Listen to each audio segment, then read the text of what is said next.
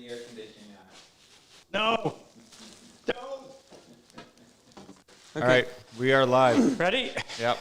Hi, folks. Welcome to our Saturday Night Live in support of our Purple Heart Project. Some good news. Does anybody? Megan knows it officially? Knows what? Well, status with borders.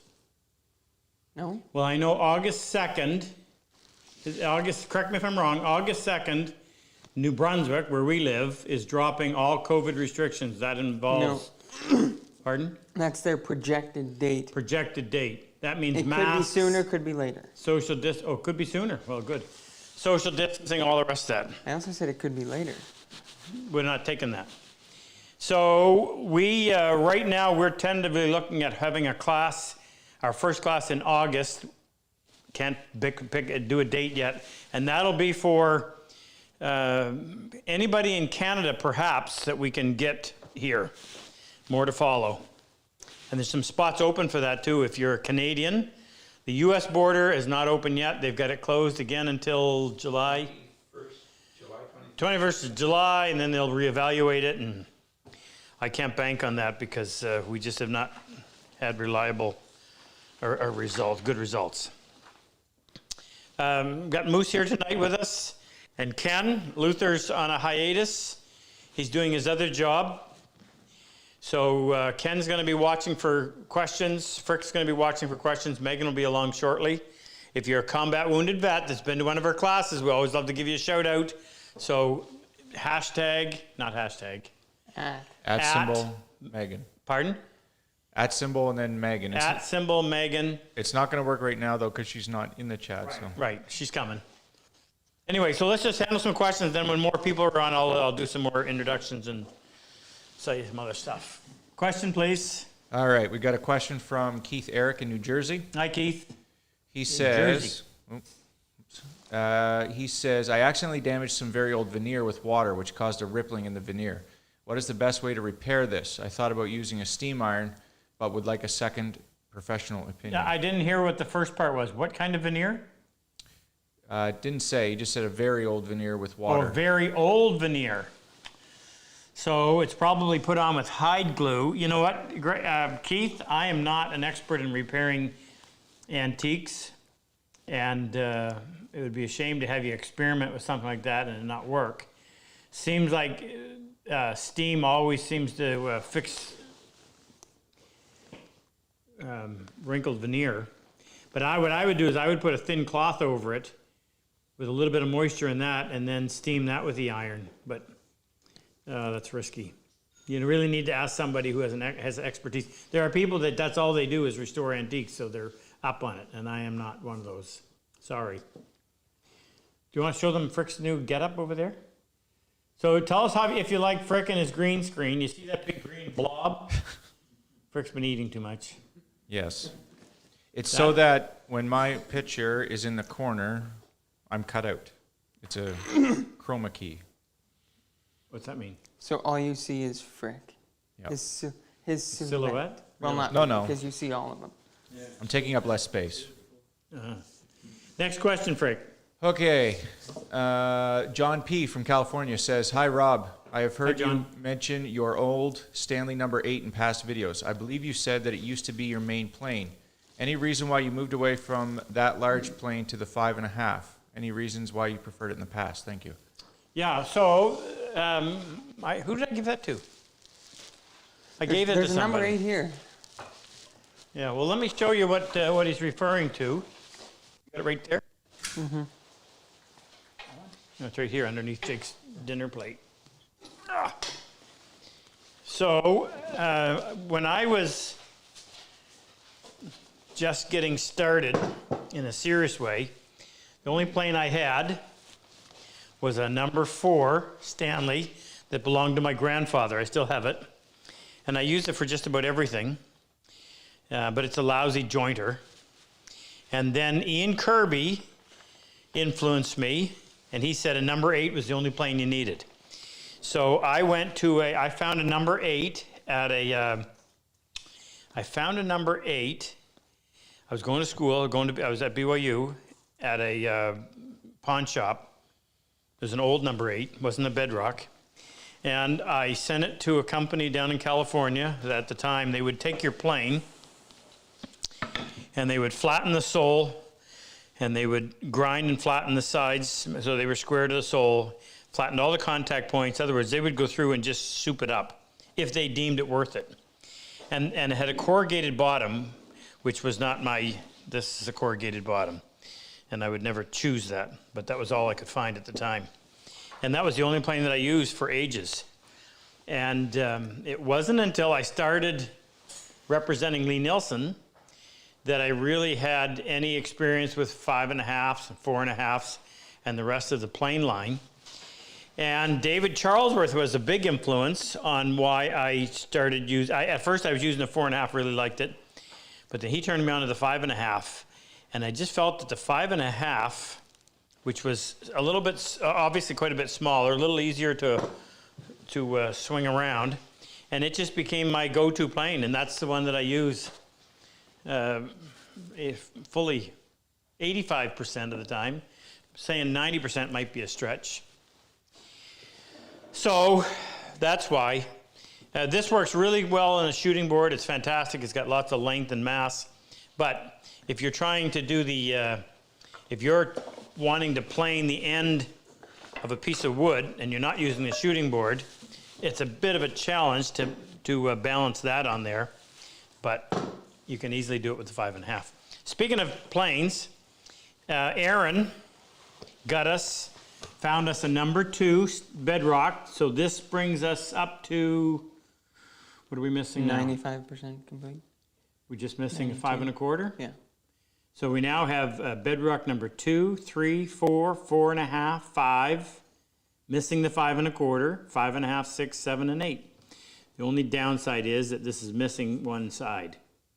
So at some point, we're probably going to want to look for a better one, but for right now, that'll fill us out. And if we put it on display like that up against the wall, you'll never know. So a big thank you to you, Aaron. Next question, Frick. Bob Abbott has a quick question. Bobbert? Yeah. Do we let him ask questions? He got, Not typically. He got a leak and his tools got wet. He wants to know the best method of removing rust. Bobbert! You said he didn't, and then had a leak. Had a leak.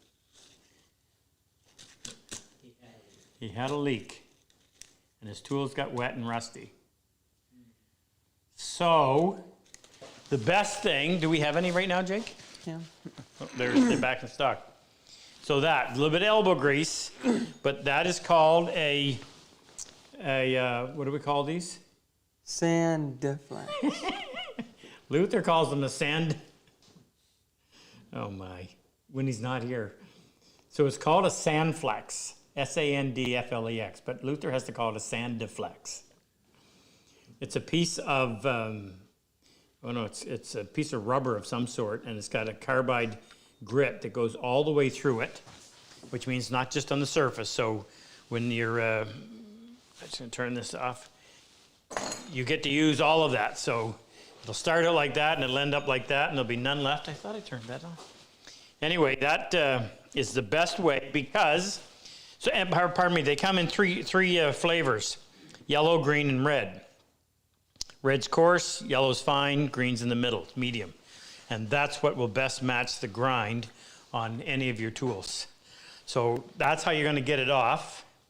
And then, it sounds like Bob had an accident, so plain socks aren't going to do anything to help that. But if you do live in an area where you have to deal with rust or high humidity, get the plain sacks. We sell them 4 sizes. Small is for your block planes, medium, no, how's it go? Small, medium, large, extra large? Yeah. Medium will cover your smoothers, large will cover your jointers, your jacks, and the extra large will handle your jointers. And they'll just, you put it in this sack, pull a drawstring, take it out when you're ready to use it. There's nothing to wipe off, and it works. I know from personal experience, it works fantastically well. Keep your tools dry, Bobbert. Next.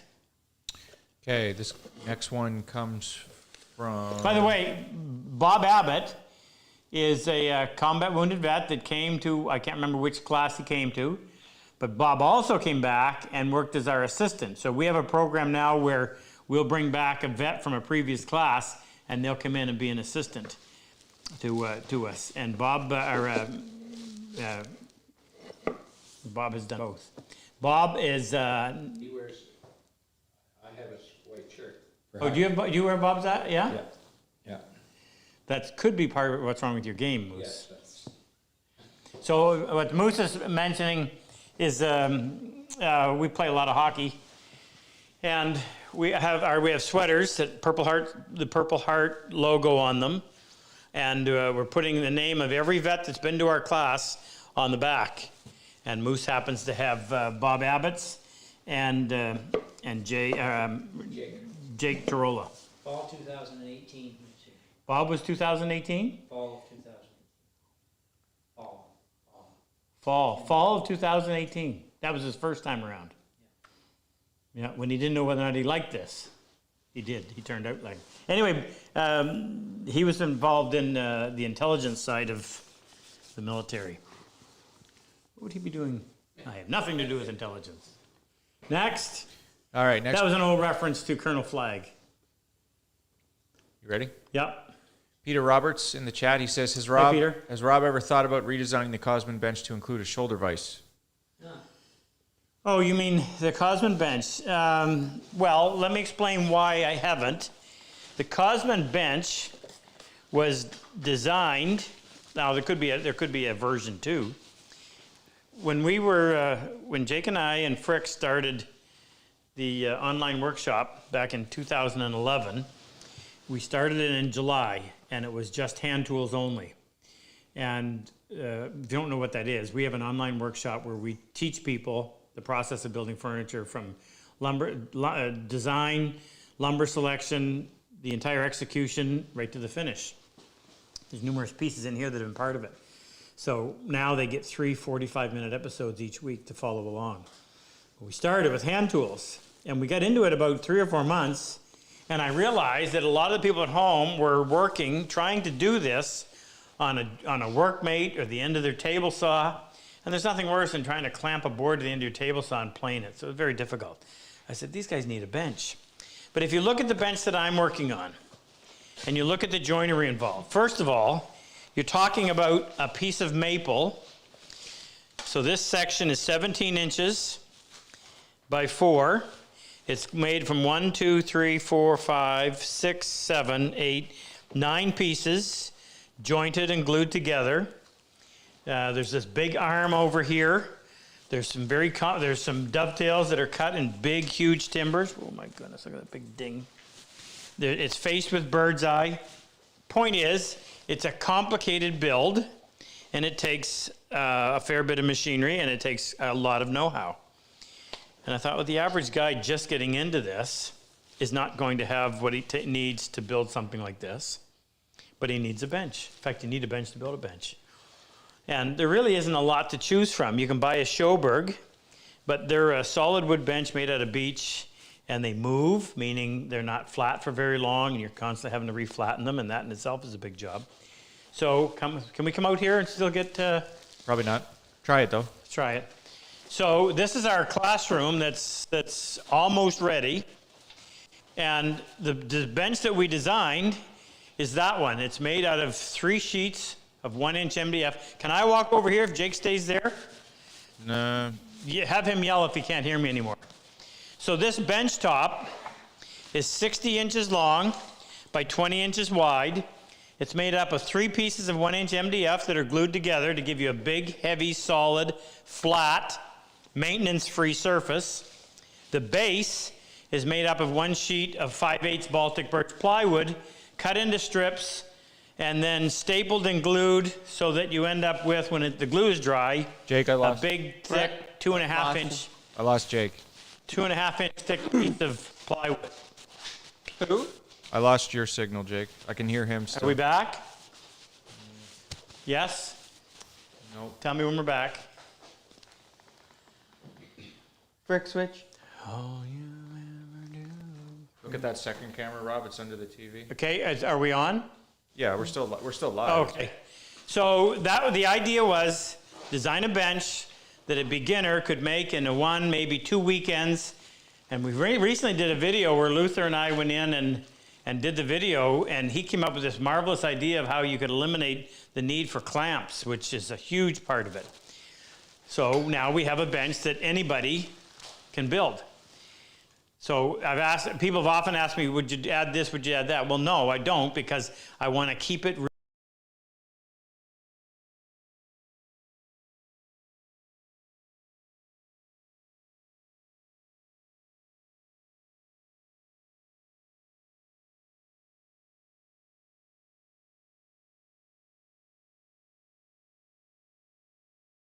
fantastic.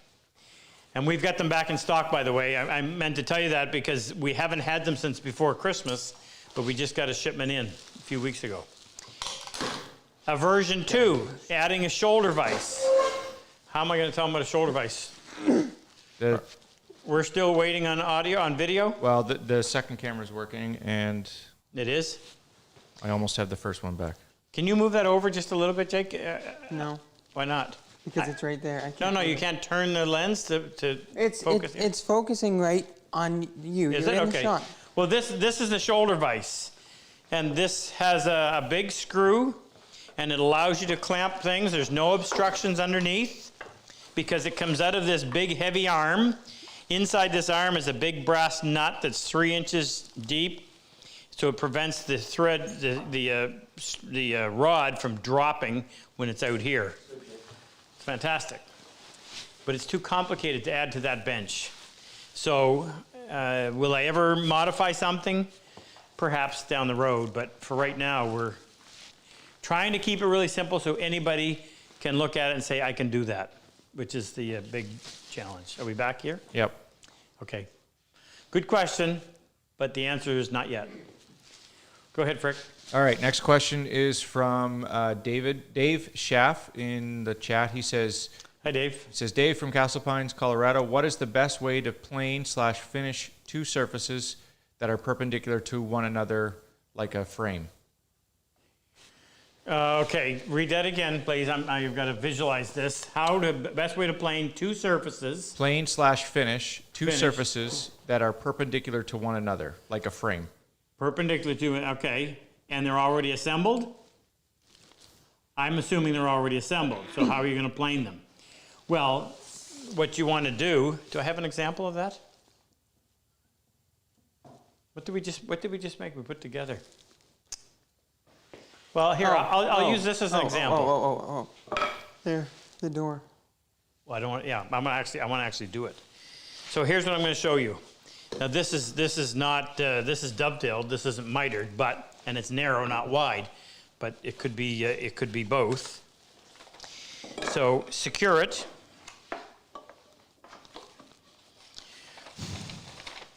Too bad we couldn't show them the ad and get lots of feedback.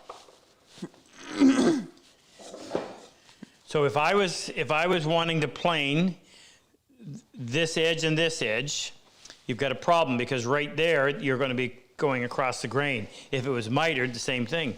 So all you have to do is come in here like, no, that's a little too heavy.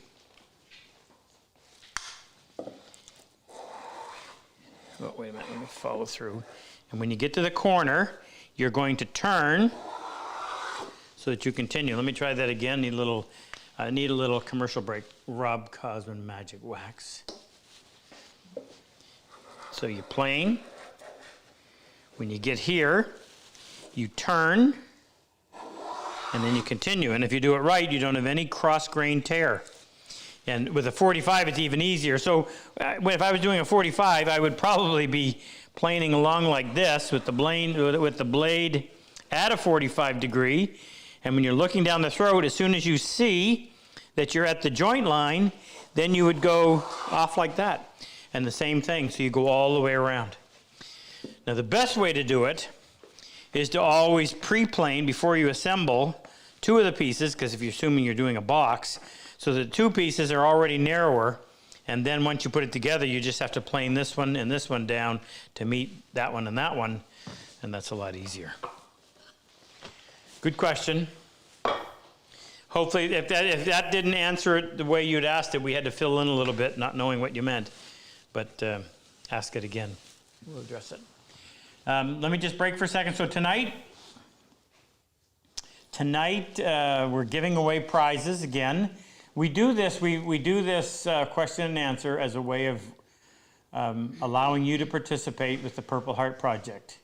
You can step up and be part of the reason why the funding is in place to bring some of these injured men and women in. What we do, I normally have a vet come on, and I forgot to contact somebody, but I will for our next one.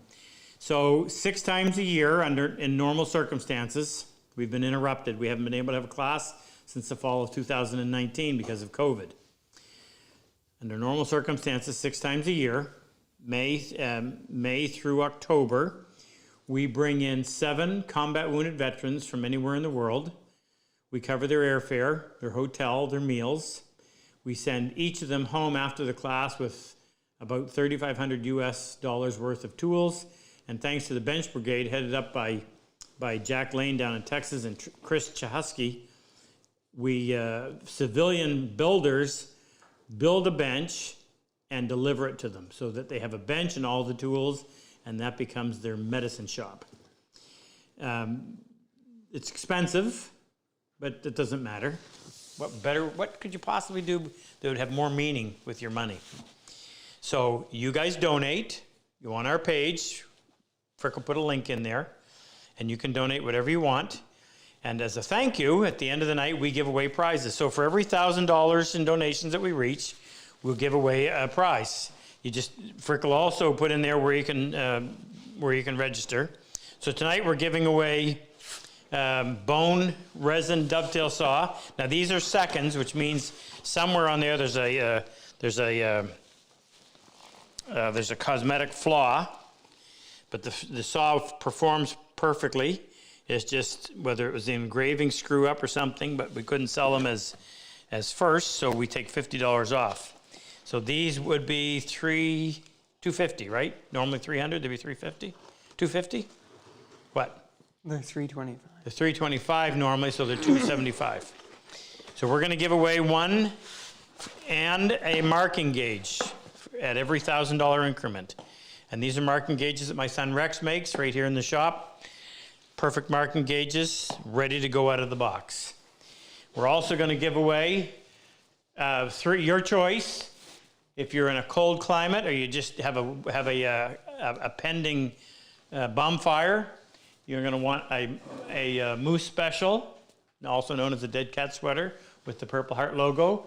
Or he now has golf shirts also with the Purple Heart logo for those warmer days. And of course, whoever wins them, you just tell us what size and we'll send it to you. Okay? Next question. All right. Please. Next question comes from George Coriitis. Hi, George. Where's George from? Doesn't say. Doesn't say. He'll let us know. The world. What's the best way to cut multiple boards to the exact same size using hand tools only? The best way to cut multiple boards, so to length, if you're roughing them and you're using a handsaw, you're not going to get a finished cut, meaning using a handsaw, you're not going to be able to cut this board so that end is ready to be seen or fit. So you're always going to have to cut it a little bit long. What I would do if I had multiple boards is I would cut one. That would be my template, and I would shoot it on the shooting board. Shall we do it? Where's my my sawhorse? Where's Rex? Just explain it. Well, so I would cut my board. I'll use a milk crate. I actually have a sawhorse, but it's being used over as a bench press right now.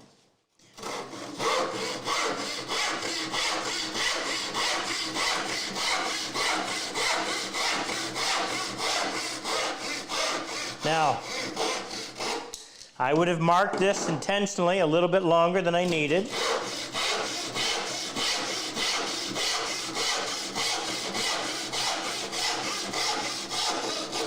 Oh! I used to yell at people for hitting the saw on the floor. Then I would come in using my shooting board.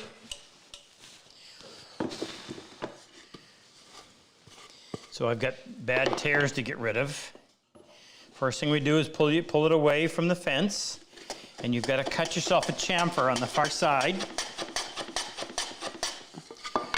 Then flip it over.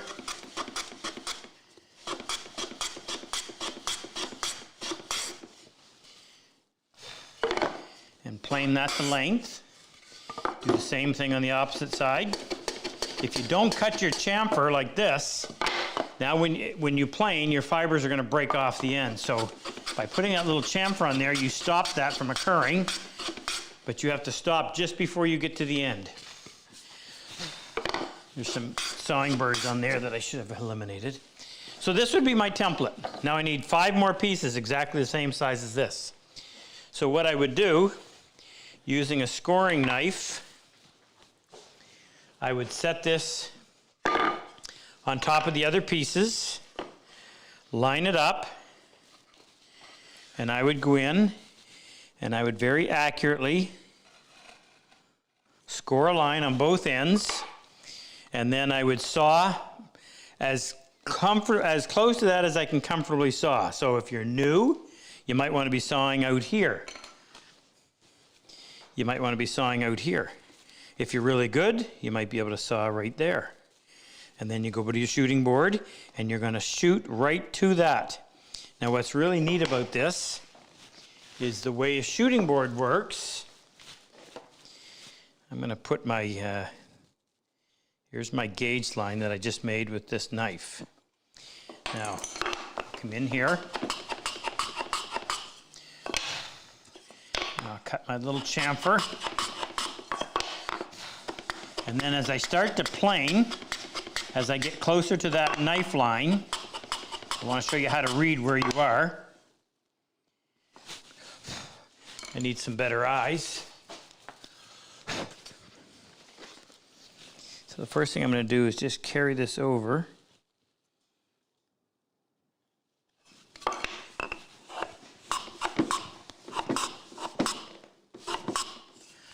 Okay, now as I start getting close to this line, what you're going to see is the little short fibers between the knife line and the end of the board. See how they start to just flake away? And you can tell he's getting this. See that? Now I want to keep going until this edge comes right up tight to the plane and there's no gap. And I've never measured there. Okay, I've never measured that, but that's probably allowing you to get within a couple of thousandths of your length. And you can do that on both ends. And if you do it, always using the template as your guide and marking all of them, you can get amazingly precise. That's how I would do multiple cuts and get them all the same.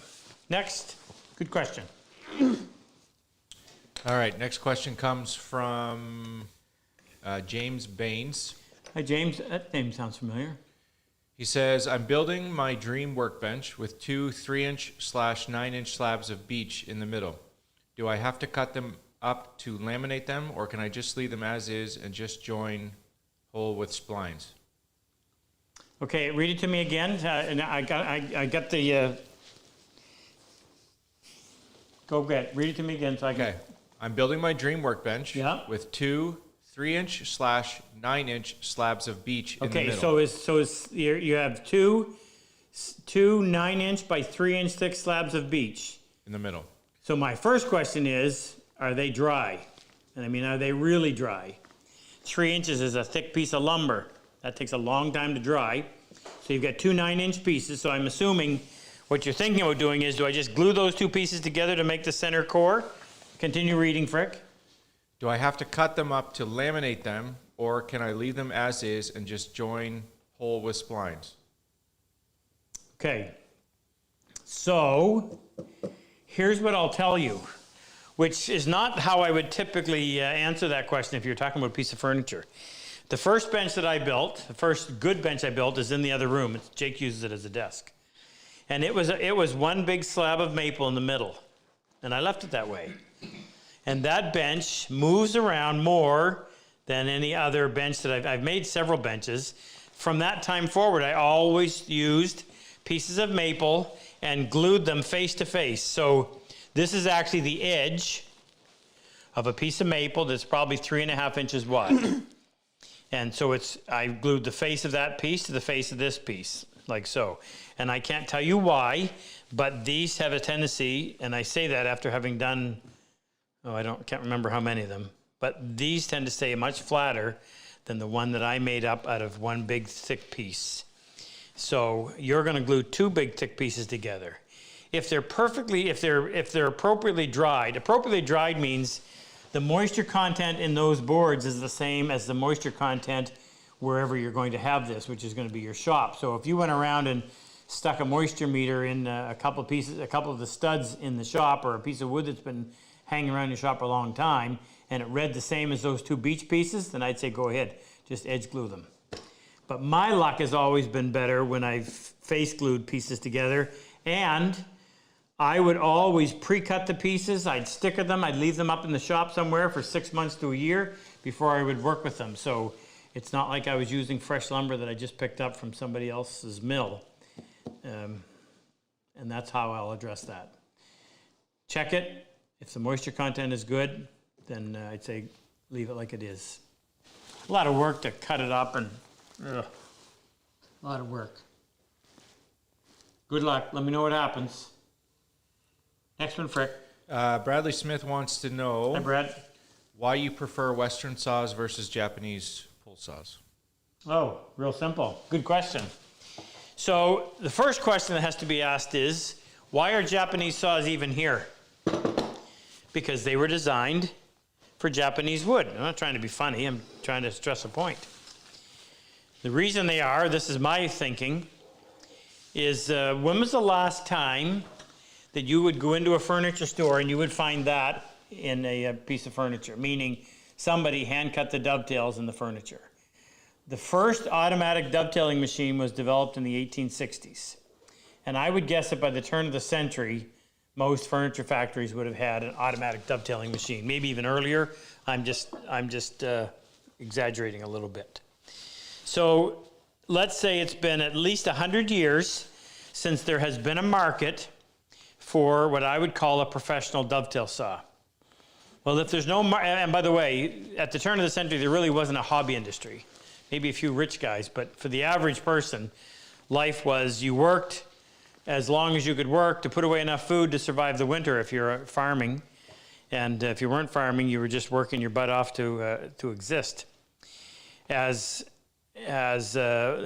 unfortunately, it takes wars to give us a bunch of innovation in a relatively short period of time. So there really wasn't a hobby industry pre-World War II, and a hobby industry boomed post-World War II. All of a sudden, you had people with good jobs and a little bit of free time. It didn't have to work 6 days a week, 12 hours a day anymore. And this hobby industry sprang up.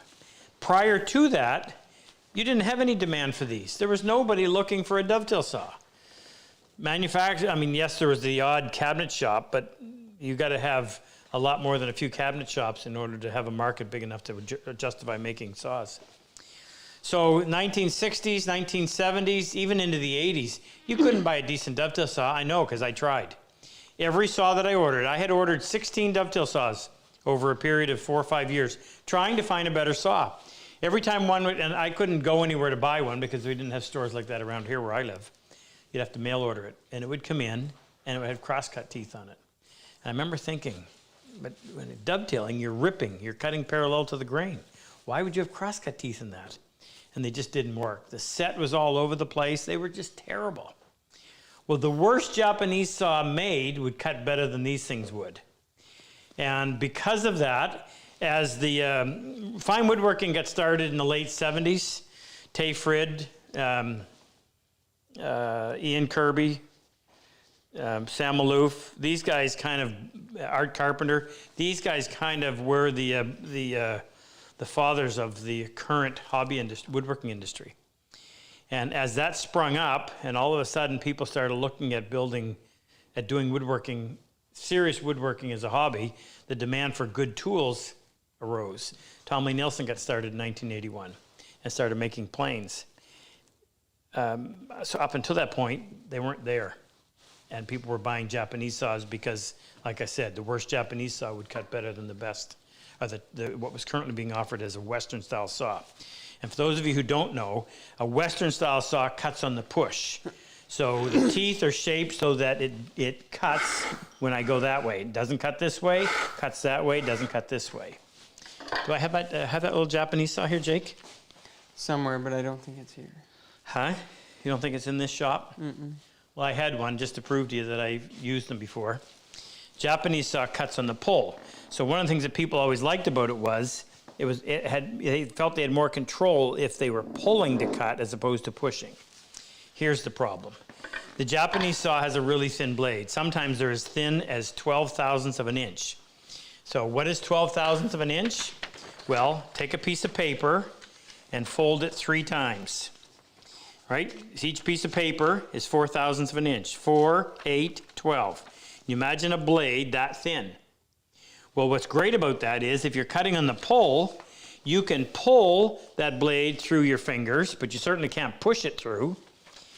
And it worked lovely. But on a hard piece of Western hardwood like maple, you would end up with a nice straight line along the top and down the front. But when you looked over here, that little thin blade would have wandered and followed the path of least resistance. And you didn't end up with a flat surface. Allow me to demonstrate. So I'm going to take this piece of aspen, which is a deciduous, it's a hardwood. It measures about 13/16 of an inch thick. I'm going to use a Western style saw, and I'm going to make a cut. And I'm going to cut as deep as the saw will allow. Turn it on its side. And I'm going to remove this piece. Now, if you're cutting dovetails, Jake, you can get as tight as you want on that. I'll hold it here so it doesn't move. This dovetail you're looking at that we did for a commercial on YouTube that we're coming up with was assembled directly from the saw. There was no paring. We used a chisel down here on the baseline because you can't get a saw in there. We used a chisel down here, but there was no paring, meaning the sides of the tails glued against the side of the pins right from the saw. In order to get a good glue joint, you have to have 2 flat, smooth surfaces. And the smoother they are, because there shouldn't be versions of flat, but the smoother they are, the better will be the fit, and the more the joint will disappear. Can you let them in? They lock it. Okay, so what I just did is I just made this cut. Now I'm going to spin it around so I'm not matching grooves, and I'm going to put these 2 together. And you tell me, does that create a good glue joint? Or we can spin it like this, side of the tail up against the side of a pin. It provides 2 flat, smooth surfaces. And those flat, smooth surfaces go together to give you a wonderful joint. If your saw wanders in the wood because it doesn't have the stoutness to hold its shape, then it's no good. You're going to have to go in there with a chisel and create that flat spot that the saw should have. Japanese saws work wonderfully in light woods, cedars. They do not work wonderfully in hardwoods like maple. And if you don't believe me, get a piece of 7/8 inch thick hard maple and try making a cut doing exactly what I said, and check that surface after you're done. Plus the teeth are long, multifaceted. Anytime I've ever had anybody show up my class with a Japanese saw, by the end of the class, they were always missing 1, 2, 3, 4, 5 teeth. You're trying to use, you're trying to drive a round peg in a square peg in a round hole. It doesn't work. I don't think it does. It's not the best job. How long have we been working wood? And the guys that developed the dovetail saw knew what they were doing, and they've had years and years. Unfortunately, there was this point where we didn't use them, but now with the hobby industry the way it is, you can buy, there's lots of companies that make great saws. I happen to make the best one. I shouldn't have whispered that. I happen to make the best one. Yeah, you're getting creepy over there. Yeah, I know. Go ahead, Frank. All right, next question comes from Stephen Price. Steve, Yeah, he says, hi, I've been asked to restore an older cedar picnic table that was built by the client and his dad 30 years ago. What is the best way to remove the finish and oxidation on the wood to reseal it? Hold on one second. What did you say, Moose? Oh, yeah, that's Steve from Remarkdown. From where? Remarkdown. Oh, right. Oh, a local Steve Price. He's been here like 9 times. Steve? Now, say that again, please. I've been asked to restore an older cedar picnic table that was built by the client and his dad 30 years ago. What is the best way to remove the finish and oxidation on the wood to reseal it?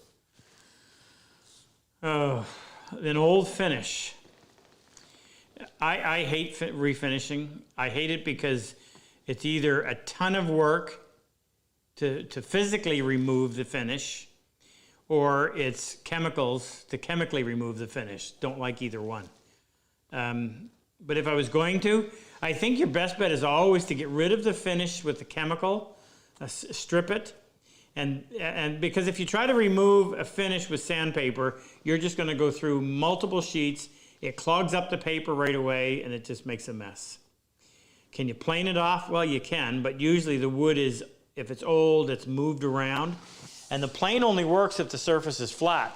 So in the process of trying to get this piece, all the finish removed, you're going to have to take off quite a bit of wood because of what has happened. And it's a picnic table, too. And it's a picnic table. Oh, yeah. So it's an outdoor picnic table. Huh. Depending on what the finish is, if it's a clear finish, I'd probably strip it with a chemical and then go in and use an orbital sander to restore the wood. A picnic table is not going to be flat. Trying to use a hand plane with it would just be a nightmare. Like I said, you got to take off too much material in order to get it flat enough so the plane will get access to the entire surface area. So chemical stripper and then sand it. Can't believe I said that, but that's what I do. Next, Frick. Ken, you got a pencil right under your foot. Okay. Next one comes from Al Dunlop. Hi, Al. He says, hey, Rob, greetings from Scotland. We don't see you using a cabinet scraper Bruce often. is from Scotland. Do you know this guy? So go ahead. We don't see you using a cabinet scraper often. Would you recommend this tool to woodworking enthusiasts? And if so, what are your thoughts on it? You're right. You don't see me using them a lot. I've got several, and they're not that far away, so they're right there. Your use is different. Yeah. So I probably use a cabinet scraper, a card scraper, for removing on a clear finish between coats more than anything else. If you learn how to, I say this, and I'm sure people are saying, who does he think he is? I've taught in just about every state in the United States. I'm pretty sure I've taught in every province in Canada, with the exception of Newfoundland. And I've taught in multiple places across England. So I've got a pretty good sampling of what's going on within the hobby woodworking industry market. And rarely would I ever go anywhere, particularly on a hands-on class, and find somebody coming to the class that actually had a properly sharpened plane or chisel.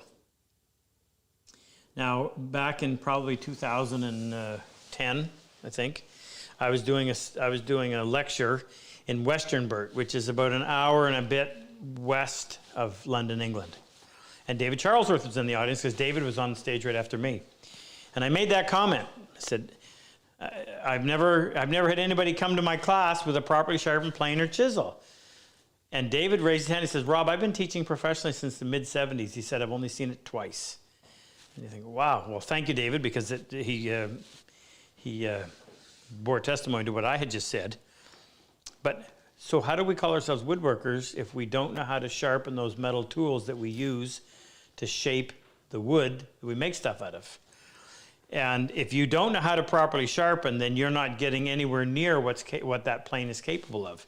So people turn to scrapers, they turn to belt sanders, they turn to a lot of things. If you learn to sharpen, watch my video, 32 seconds to sharp. Had lots of really good feedback on that because it presents it in a very simple, easy to follow way, and it just shows you this takes half a minute. And by the way, you have to have the right gear. So if you're trying to be a cheapskate and do it with some junk, don't even bother. Spend the money, get the right stuff, follow my instructions, you'll get the same edge that I get. when you learn how to sharpen properly, there won't be very many woods that you can't plane to perfection. And I would always choose a hand planed finish over a scraped finish any day. The only time there's an exception to that is when you get into some of the exotics, like some of the stuff that Ahmed sends us all the time to make saw handles out of. Sometimes you cannot plane that wood. It will not respond to a hand plane. And in that circumstance, it actually scrapes better than than you could possibly plane it. But for domestic hardwoods, a plane is almost always the best surface. So the reason why I don't use scrapers very much is because I sharpen my planes in a way that they'll work better than the scraper will. We did a YouTube video not that long ago on sharpening and using scrapers that you can find if you join our channel. It's on there. What were we going to say, Jake? But you use scrapers in a different application. I'm not following you. Finishing. Yeah, that's what I said. When did you say that? At the very beginning. Oh, you didn't elaborate. Scraping the finish. Yeah, I'll elaborate on what Jake said. So if you spray lacquer, particularly on something like walnut, I don't like using fillers. Fillers are when you go in and a wood like mahogany or oak or walnut, you would go in and you would apply a filler first, which would fill all the pores to level out the surface. That's it. It's an old look as far as I'm concerned. I prefer to see the texture of the grain. So you go in and you spray a piece of walnut. Well, you have to sand the lacquer between coats. And in the process of sanding, that sanding dust gets down into those pores. And it takes more work to blow that dust out of those pores than it does to finish the piece sometimes. Instead of doing that, what I do is I take a scraper that's had a properly prepared edge, and I go through just lightly and I'll scrape the entire surface. And it takes mere seconds. Well, so these guys now make all the shooting boards, and we spray the shooting boards. How long does it take to scrape a shooting board between coats as opposed to sanding it? It's just zip, zip, zip, and you're done. And it's an even better finish. If you've never scraped between coats of lacquer with a scraper, you don't know what you're missing. It is the only way to do. It's what's the term they use today? Not the boss. The goat? The goat. What's that stand for? Greatest of all time. Greatest of all time. Yeah, it's the goat. Why you ask Moose what that means? Gotta ask why I knew that. Yeah, how come you know that, Moose? Watching you. Oh, okay. Go ahead, Frick. Or Ken, are you pulling up questions too? So who's doing the ones that were mailed in, and who's doing the ones that are coming up now? I'm doing both. He's doing both. I'm just saying. If you find a really good one, Ken, make sure we know about it. Yeah. Okay, this one comes from Ian in Hull, England. Hi, Ian. He says, is it worth using the Charlesworth ruler trick when sharpening joiner knives? Oh, you mean on a power jointer? Well, I don't see why not. I have never. The only problem is the joiner knife is relatively small, but the principle would apply. You're just putting a little micro bevel. Would that bevel be too high? Well, no. So the problem there is, okay, here's how I'm going to answer that. The jointer, the planer, any one of these power tools that are in my shop, none of those produce a finished surface. So no matter how clean of a cut I'm going to get off of that jointer, in order for me to be happy, I'm going to have to come in and with a sharp plane and a tight throat, I'm going to have to come in, remove those little wave marks, you didn't see them, but they were coming up, to get that perfect finish.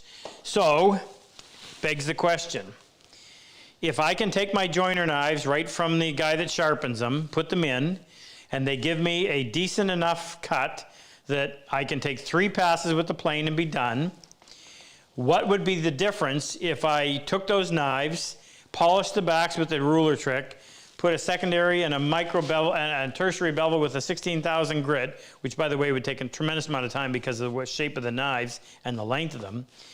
All it's going to do is give me really pretty little ripples that I'm still going to have to come in and take 3 passes to get rid of them so that I end up with a nice flat surface. So my answer to the question is I don't think it would be worth the time. You're not really gaining anything. On a plain blade, which is designed to give me a finished surface, yes. But on a roughing tool, which is what I would call the jointer or the thickness planer, no, wouldn't do that. Good, you're thinking, nice question. And the Charlesworth ruler trick, let me say this. David's a personal friend. Charlesworth ruler trick, if you don't know what that's about, watch my 32 seconds to sharp. That is probably the one thing that I learned that altered my way of working more than anything else. That is the smartest, most genius thing I have ever seen that relates to sharpening. If you employ it, you'll be able to do the 32 seconds to sharp. If you don't employ it, you're back doing it the old way, which initial preparation takes hours. And, I would never go back to the old way, ever. Now, you never do it on chisels. It's only for use on block planes, smooth planes, jointed planes, any kind of a hand plane, and scrapers. Just so that you, in case you, since the question came up, so when I polish, see this? When I prepare my scraper blade, see how there's just a little wee polished strip right up at the top? So I do the Charlesworth ruler trick on this. Rather than try to polish all of this, which is a total waste, so that only part that actually gets polished is right out there at the edge, meeting the end, which has been polished, and that gives you that sharp edge created by 2 highly polished surfaces. I have a video on that called Scraping Wood, sorry. There's a lot of Chatter? chatter about the Japanese saws. Some in the camp saying you're wrong, some saying they like them, some saying they don't. And that you're not. Hey, if you don't raise controversy, you didn't do anything. My opinion, but let me back up to, read me a few of them, comments, Ken. They were back a little ways. No, we're still coming. Ken, reach in that cabinet right there behind you. The one on the left. What do you think's in there? Grab that mic. Oh, okay. Is it on? No, it should be. Frick will handle it. Okay. Oh, Frick, did you handle it? Well, he hasn't said anything yet.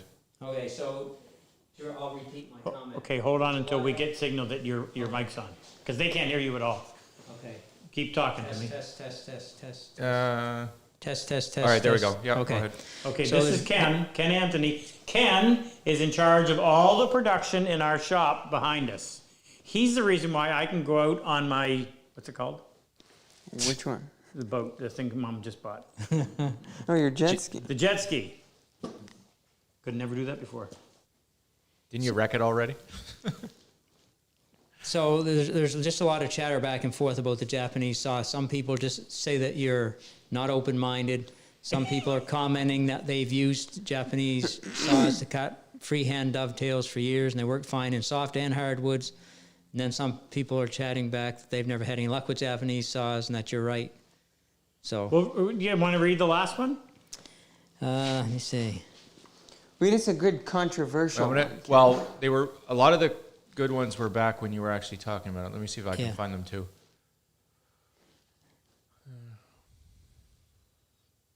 Interrupt me when you find one. Okay. So, this is going to come off like a sales pitch, but at this stage, I don't care. It doesn't matter. You see through it. I started. No, it's unlocked. Okay, we got some. Megan. Hey, everybody. Don't look at me. Did you announce? Did everybody announce that Megan's pregnant? Did now. Did now. Do when? Did I hear something the other day that you took Kenzie's birthday? No, that's the horse. Oh. The baby horse took Carissa's birthday. Oh, Carissa. My wife, her horse, was pregnant with my daughter Loren. If you bought anything from us, you know Loren. And that baby horse was born yesterday, so Loren is flying home from Calgary to be with her, Baby. what do they call it? Colt. Oh, We should show them pictures. They'd probably love to see that. All right, I got some good ones. Okay, all right, hold on, okay, go ahead, Frick. All right. Wait, no, hold on, I gotta set this up properly. So here's what happened. I spent 5.5 years at Brigham Young University in Provo, Utah, studying furniture design and construction under Dale Nish and Milo Boffman. Looked them up. Great individuals at the peak of their career, or peak of their, not their career, peak of their profession. And moved back to New Brunswick in 1989, started my furniture business. Also, Carissa, my second oldest daughter, was born just after we got home, so that was child number 2. And as the business was growing, the family was growing faster. By the time 1999 rolled around, I think we had 5 children. Jake, I'm looking for a nod. I was barely there. You were born in 94, you were 6, 5. So who would have Yes, come we did after have you? 5. 5 children. Kenzie was born in I 90. remember being down to, I remember having $75. That's what I had left. Last time he told it, it was 82.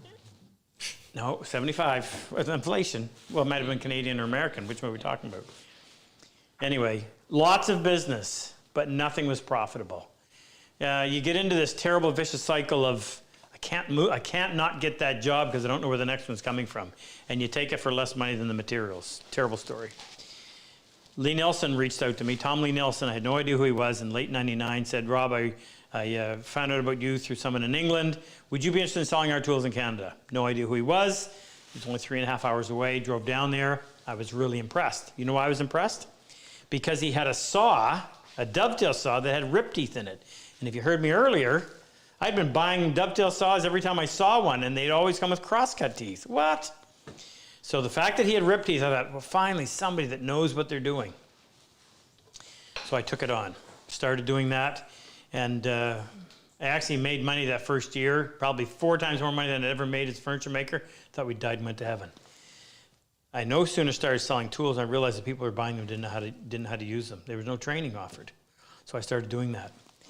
Well, over the course of 7 years of selling Lee Nelson saws, I sold literally thousands of them. It was the best dovetail saw you could buy. It wasn't the best saw it could be, it was the best saw you could buy. I used to say 50%. Now I say 60% of the people that bought the saw could not, now this is actually an answer to this question, could not start it accurately.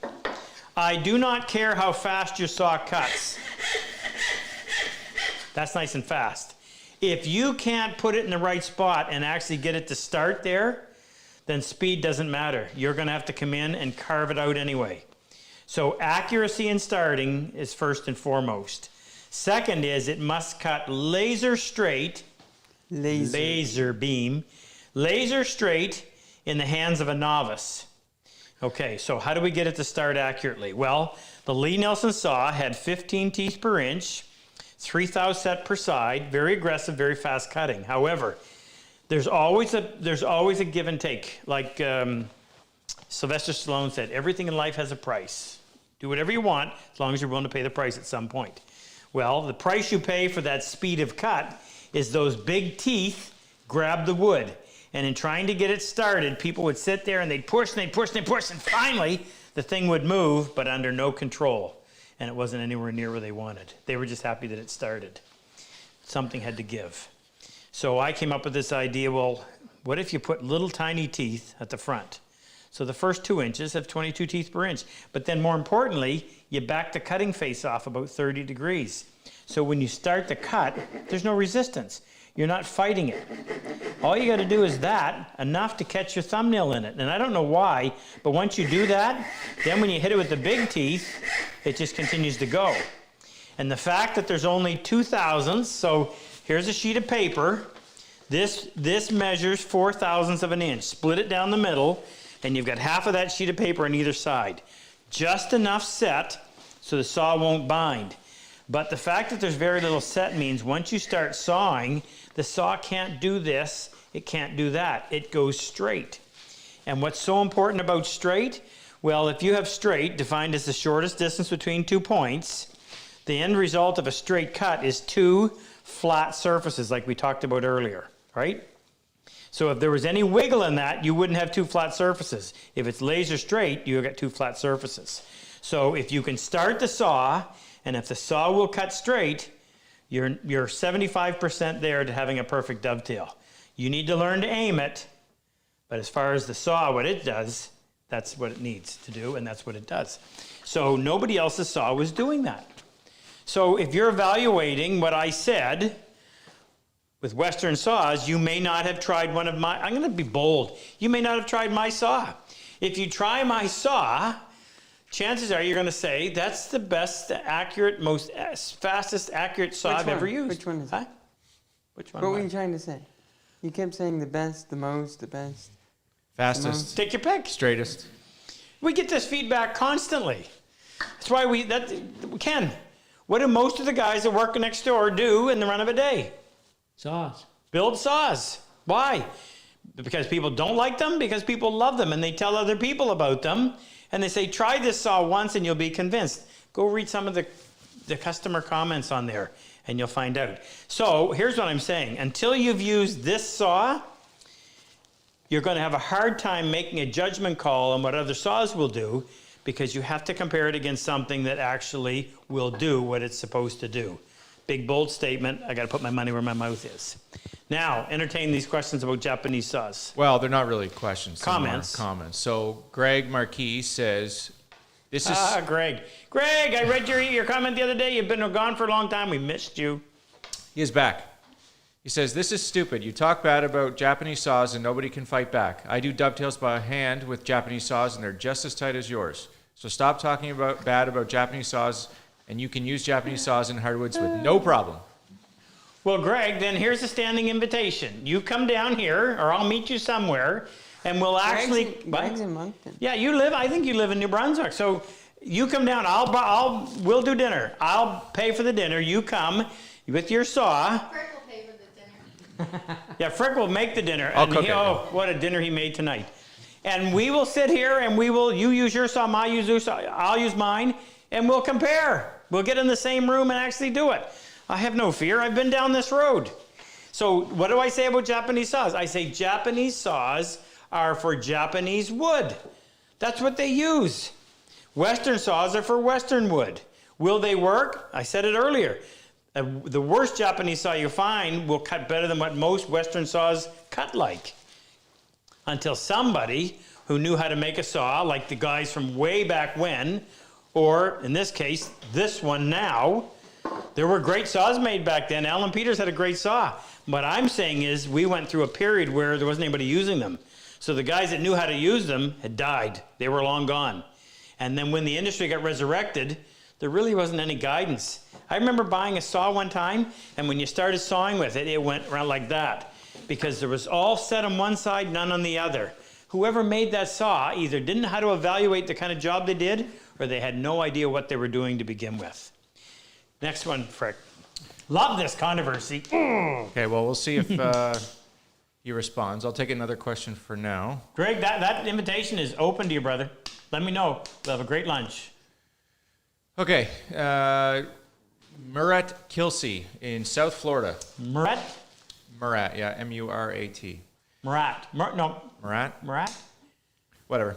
He says, hello, Rob. You're in Florida and you're warm. Yeah. I live in South Florida. I have a small garage workshop. Because of humidity, many tools rusting over the years. Do you recommend a dehumidifier or how to protect a new table saw?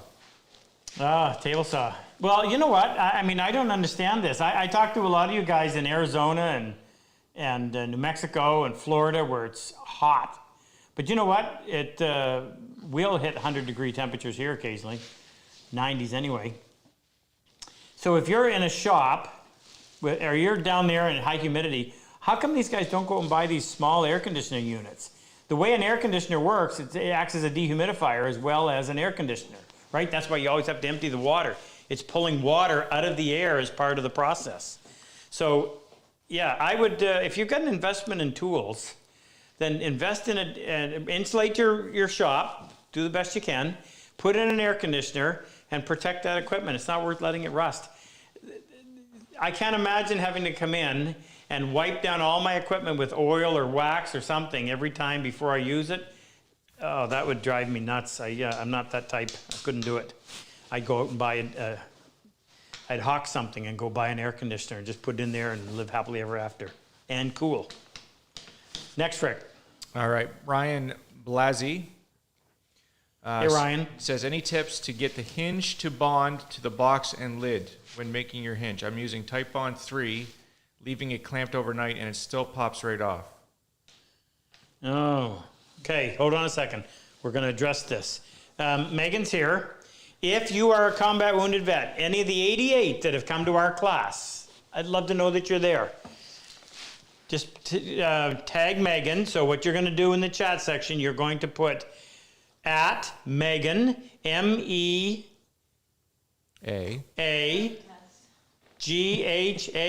Nope, no H. No H. I can't spell my own. MEAGAN. And tell her your name and tell her what class you were in. Big bold letters, combat wounded vet from Rob's class. Love to say hi to you. Megan, let me know when you get some.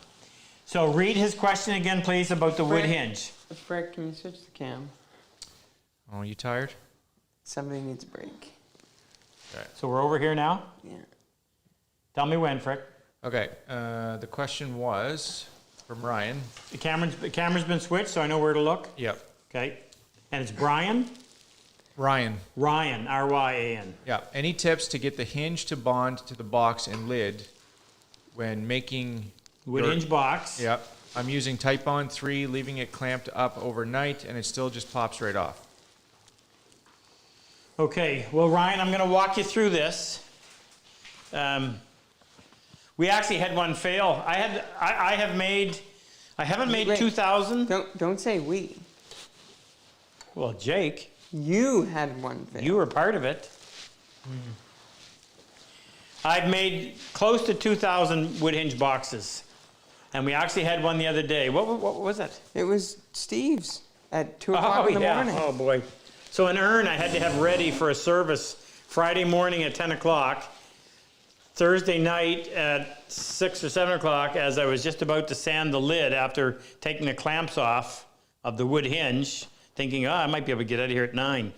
The whole thing fell off. That was chalked up to slow set glue that hadn't been mixed, and no tack.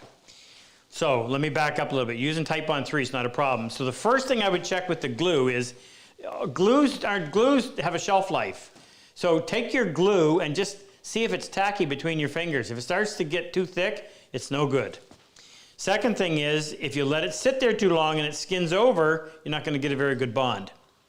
Next thing you're going to do is you want to make sure that your groove, your radius groove, actually matches your dowel. So on a test scrap, do I have one, Jake? Yeah, I do. Of what?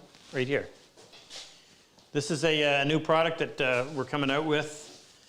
And this is what do we call this, Ken?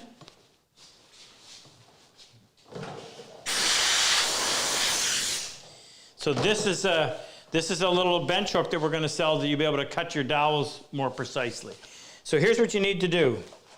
You need to cut. Can they see? Can you see? You need to cut with the router bit you're using. You need to cut a groove. Then you need to take the dowel that you're going to use, and you need to put it in there like that. And tell me when I'm close. Will this thing focus? Frick switch. Back to Jake. Are we on? Yeah. Okay.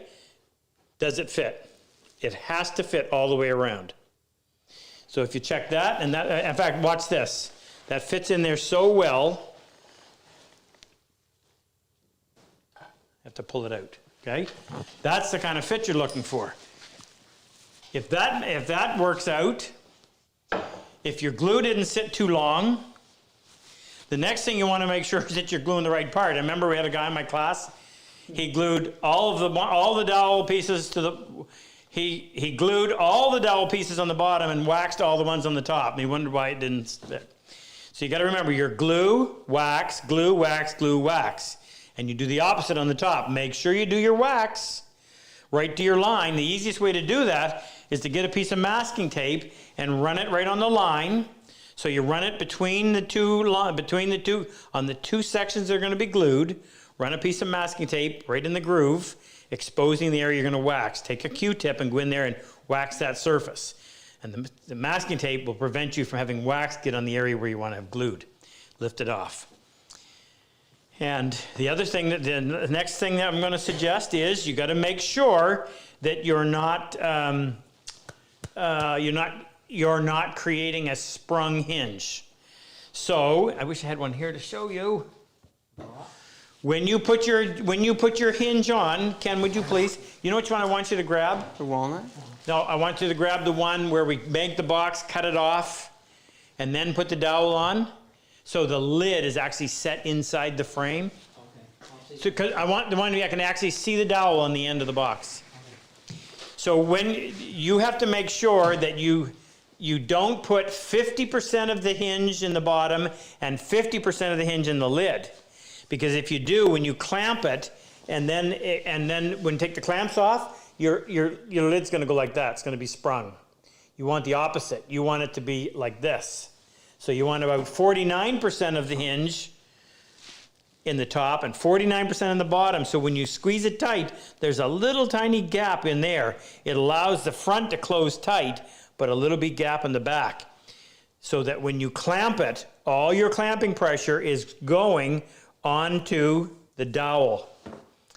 And can I think of any other possible problem? And I can't. I think that covers it.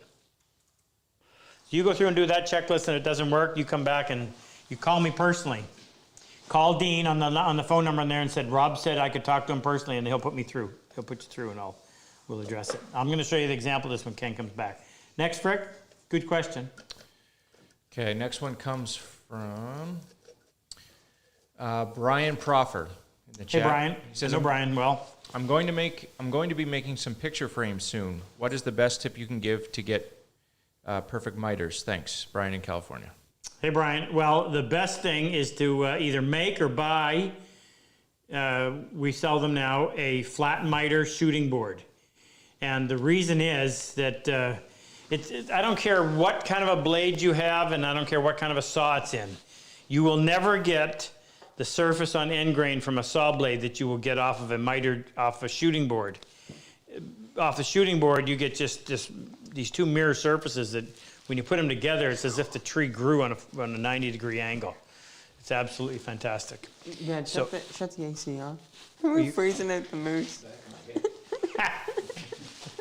Do you want to put on a t-shirt, maybe? Could we handle that? Could Frick handle the competition? I know where I stand. Just hit the power button. Jake, Oh, he's right underneath. He's right underneath. Jake, do a quick. Well, listen, we have these dead cat sweaters. Quick what? They're fantastic. We have someone in the chat that wants to see the crew of off-camera people. Off-camera people, we'll wait until Ken comes back. Oh. We'll give you a spin around. Your invitation was turned down, by the way. Why? He doesn't want to come down? He says that you only talk one-on-one with family members and not anybody else. That's where you get your opinions. So he's out of here. Why? I tried. If I know where he lives, Greg, I'll come up and see him. I'll bring my bench. Get a couple friends over. We'll make a party out of it. Maybe Okay. he's having a bad day. You ready for Greg, another one? listen, brother, no hard feelings. And I love controversial opinion. It makes me think. So you're always welcome here. Just, you got to be polite, not allowed to swear, and you got to be nice. You know what? It might be a good. Yeah, no, you couldn't. Okay. Well, anyway. We had a few people kind of challenge you to use Japanese saws for a month or so. So maybe you should do a YouTube video about it, Japanese. Yeah, you know what? That's a good idea, Frick. That is a really good idea. So if I were to close this, what I'm talking about, Ryan is the one that was having the problem with the wood hinge, right? Frick? What? Sorry? It was Ryan who was having the problem with the wood hinge? Yes. Okay, Correct. so Ryan, I'm talking about this surface right here, which is part of the bottom, and this surface right here, which is part of the lid. So when this closes, it's going to disappear and you won't be able to see it. They should not end up touching. If they do, then you're not going to get enough pressure on that hinge to make it close like you want. Jake, I lost signal again. Huh? I lost signal again. Switch. Yeah, I did. Bring it over to the other camera, Rob. Okay. At least we have backup now. So you want to make you want to make sure that when your lid closes, it's tight here. And if you don't do what I say about getting 48% in one and 48% in the other, you'll end up with something like that, and you don't want that. Okay. So as soon as the camera comes back on, we'll do a little panorama and let everybody get introduced. We can appropriately thank them. Next question while we're waiting for the camera to get fixed. Sure. Says it. Super Dave. Oh, he's been saying a lot. Oh, you've been saying a lot. Yeah.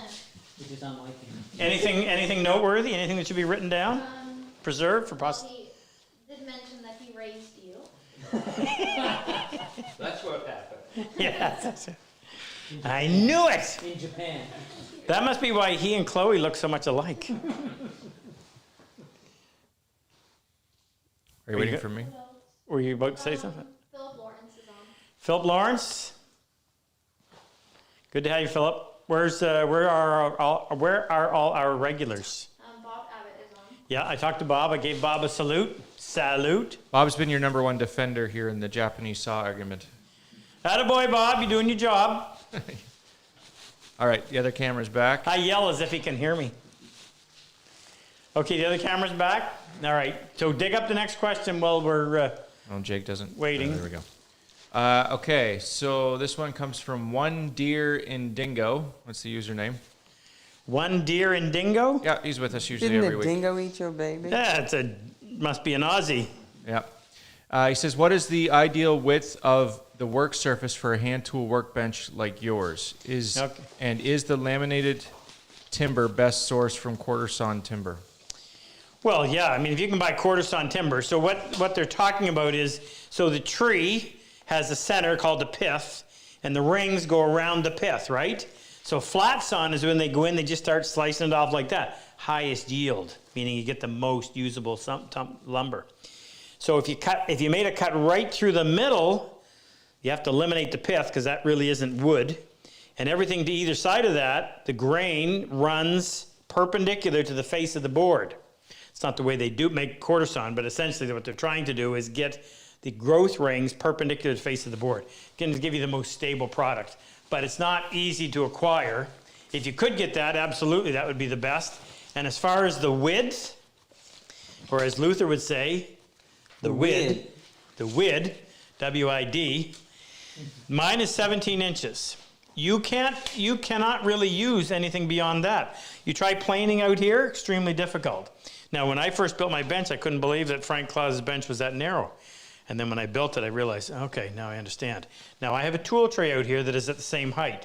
So if I need support, it's there, but you really can't work effectively beyond that much.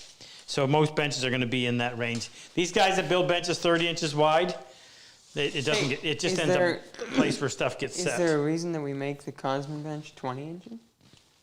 Yeah, best utilization of the sheet goods. And I mean, I'm getting 24 inches of surface area if you count that as support out there. And the base too, right? Start over here. Megan, this is Megan. Megan is Jake's wife. Megan is from, if you threw a dart at the state of Utah and you hit right in the middle, you'd hit something and you'd say, oh, Kanosh. And that's where she's from. Super Dave says, I remember when Rob was a wee little lad and I handed him his first saw. The rest was history. Well, next to Super Dave, I am a wee little lad. Ooh, that one stung. So Megan works with Frick at Costco, although education-wise, she's a teacher, but what? Elementary. Hey, me Elementary. too. I guess all teachers get stuck at Costco. And What's that? here. Frick's a teacher. Well, that's what I went to Yeah, university. right. Well, we haven't got over there yet. It's just a big green blob right now. So Megan works at Costco and is having a baby in November. This is Moose, His real name, I've been told, is Bruce McLeod. So Moose is a friend of ours, Jake's and ours. We've been playing hockey with him since we were wee little lads. I'm getting a large glare off those legs. We Canadians wear shorts year round because it's easier to shovel snow with shorts. You don't have any friction. Rob's gonna do a video on how you polish your legs like that. Yeah. Yeah. So Moose, I'm going to tell anyway, Moose is 72, plays hockey at least daily during the regular season. Now he's on restriction. He's only allowed to play 3 times a week, but normally he plays hockey 7 to 10 times a week. So if you want to know what you can do at age 72, try following Moose around. And there are people that will attest to that. And he runs a center stall in the city market of St. John, New Brunswick, which is the oldest continually operating farmers market in Canada. And Moose donates the Purple Hearts, the smoothies. It's a good idea. The dead cat sweaters, and helps us in raising awareness. He's got a display at his store in town. Now his business has been slammed really hard because he survives off the cruise ship industry. Well, that has been completely shut off for a year, coming up on a year and a half. So hopefully things will come back. And then over here behind the green blob is Frick, another school teacher, Costco employee. But Frick's been with us. Frick married my oldest daughter back in 2007. 2007. They have 4 boys, Bentley, Lincoln, Cooper, and McLaren. That run age from 10 to 2? Yep. 10 to 2. His dowry plan is set to end in 2027. So Frick takes care of the technical side. Remember that when the next thing breaks for us. And he got me started on YouTube. He said, hey, we should make a YouTube. That was back in 2008. And the rest is history. The rest is history. And this is Ken. So this is Ken Anthony. And Ken and Moose used to be neighbors. Their sons were best friends growing up. Ken was the CEO of the Harbor Bridge Authority. So we had a bridge that connects the 2 halves of the cities. And then when that job ended, Ken ended up, how long have you been with me? 3 years? 3 years. And he was a hobby woodworker, but did that kind of work all of his life. He was actually born in the United States. He grew up on an island, Deer Island. Now, Campobello Island. That's an island that belongs to New Brunswick, but the only way to get to it is you have to drive through the state of Maine. And Franklin D. Roosevelt had his summer home. And Franklin D. Roosevelt had his summer home there. So for Ken to go to Deer Island, he has to cross Campobello. Well, maybe you were going to Deer Island. You can't even spell making. Campobello Island, you have to go from Canada into the United States, and then from the United States into Canada. So you have to cross the border, go through 2 international borders to get All there. of that to get to Deer Island? All that to get to Deer Island. So his wife is U.S. This is important too. Ken's father-in-law fought in the Battle of the Bulge. He was shot in the head, left for dead. Found the next day when they were collecting bodies. He still had a pulse, and although his feet were frozen and he had problems with his feet all his life, he lived a very long, productive life. Moose's father was a midships gunner in a Lancaster. And if you know anything about World War II, you know the Lancaster was the most famous bomber of the war. I think it had the heaviest payload, and I've crawled all around inside of one. So if you're flying up at that height in a tin can. You've had one flying over you, too. Yeah, well, that was one of the thrills of a lifetime. We were teaching in Niagara Falls, and there's only 2 remaining Lancasters that are airworthy. One's in England, and one is at the museum in Hamilton, Ontario. And I knew in the summer you could pay to get a ride in it. And we were in there teaching, and I heard this noise, and I said, no way. And we all ran out, and sure enough, overhead came that Lancaster bomber. And I can't imagine being somewhere in England back in those days and having hundreds of them flying over you for an hour passing by. I get a little carried away here. So that's Ken. Ken's in charge of all the production in our shop. There's a wall. Jake handles everything on that side, which is distribution. Ken handles everything on that side, and I go on the jet ski. Angie. Oh, Angie. Well, yes. So right here This is Angie. Angie is Ken's cousin. Angie is, because of an illness, is confined to her bed right now, but she has a locker here, so pretty soon Ken, she's coming out here to We work. need an updated picture. And Angie and her sister Lynn, they package all of our t-shirts. So if you buy a t-shirt, whether it's a Wood is Good, Wood for Good, Wood Doing Good, or one of the RobCosman's ones, it'll come beautifully packaged with a little picture and a little seal with an A on it. And that's Angie. Angie, thank you very much. And you Lynn. forgot the two ugly twins. And then we have, pardon?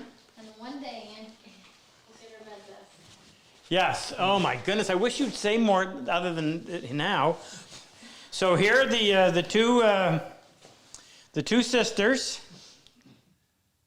On the left we have Lucy, also known as Luther, and who's this one?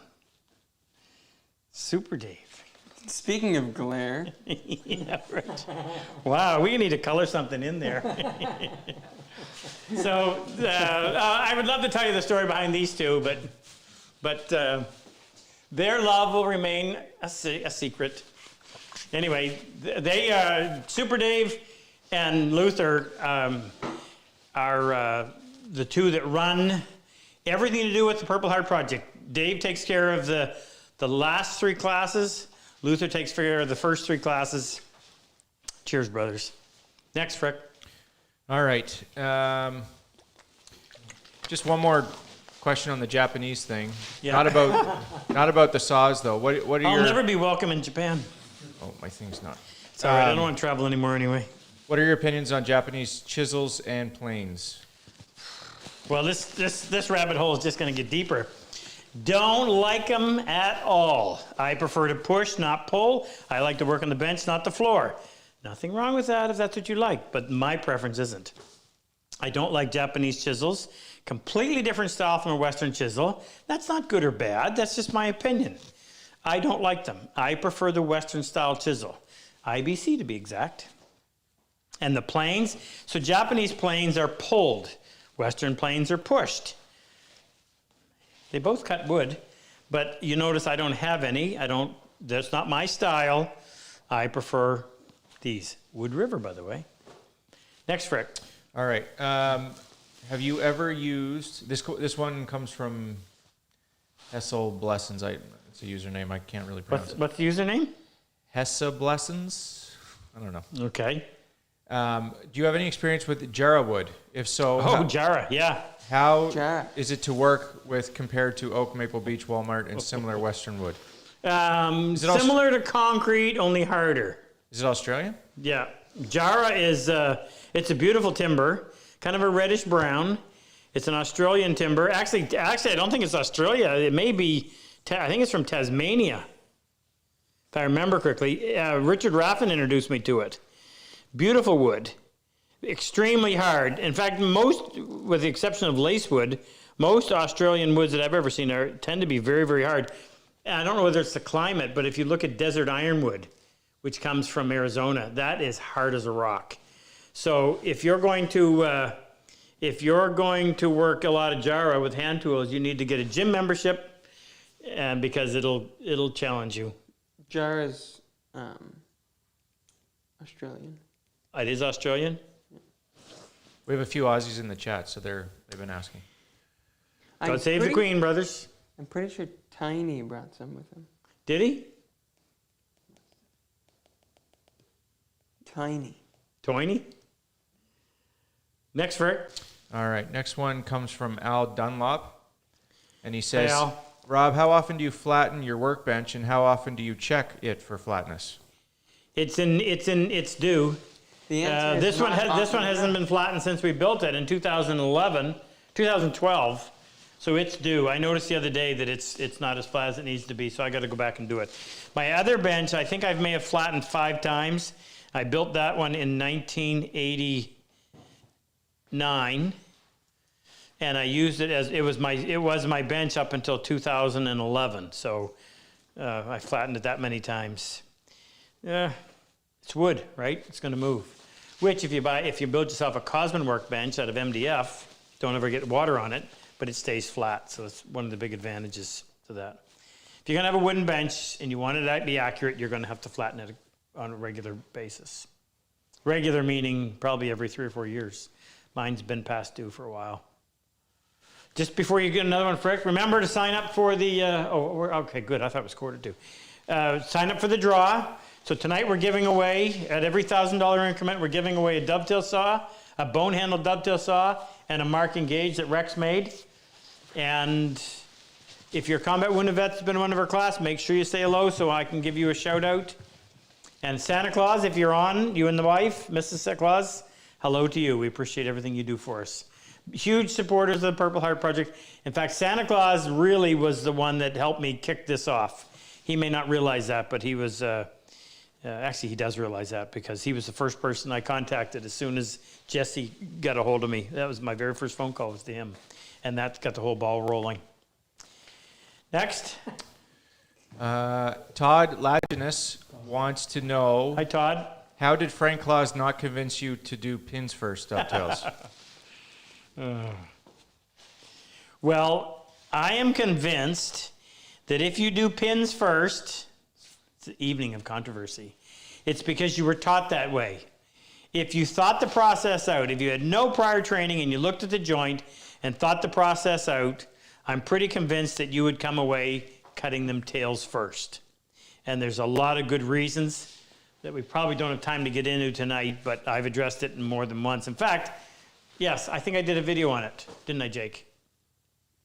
I know I did. If you go onto my YouTube channel, if you haven't subscribed, go on and subscribe.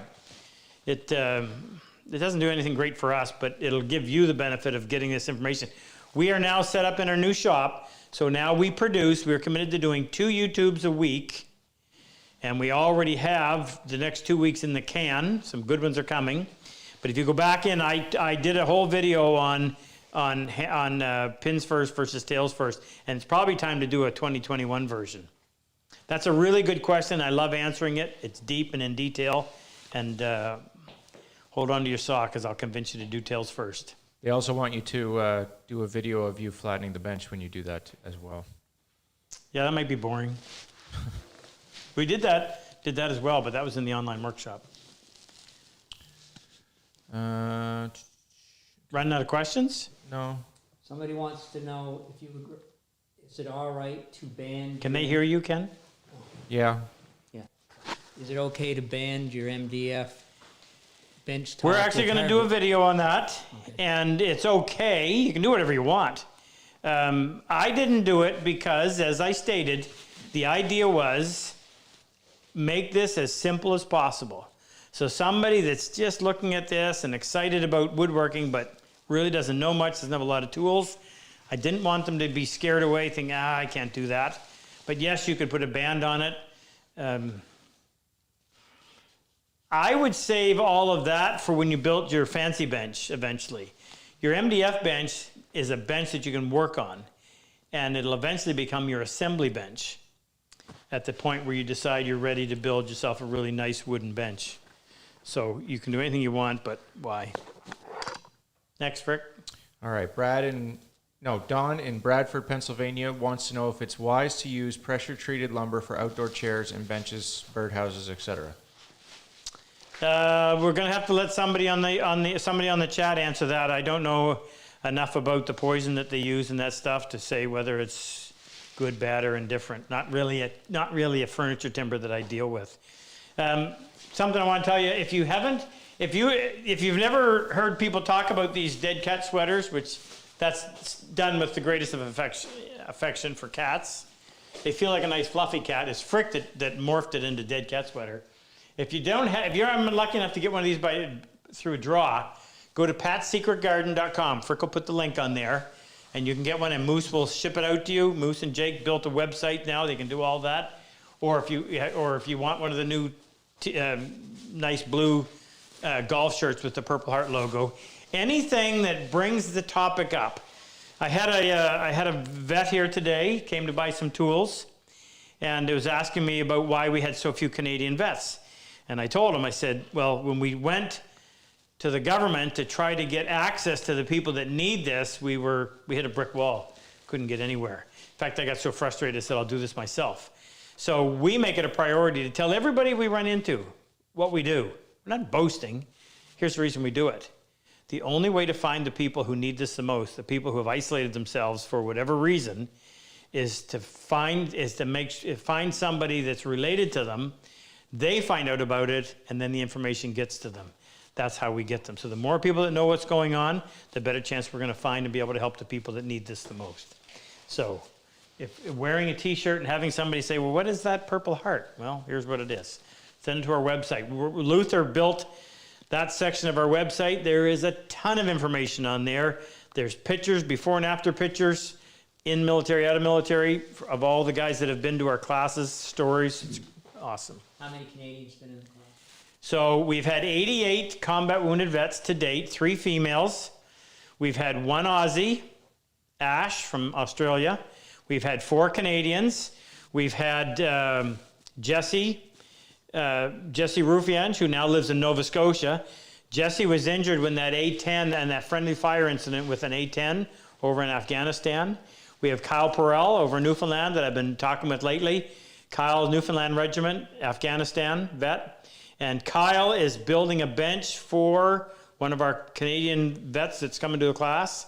And then Sean was military police. He lives in Ontario. And Josh is Canadian artillery. He's out in BC. So those are the 4 Canadians. And then we have had 80, the rest were Americans. So we've had 83 Americans. Our first class that we taught in November of 2016, there were 7 of them, and all 7 of them were from the United States. And I just heard recently from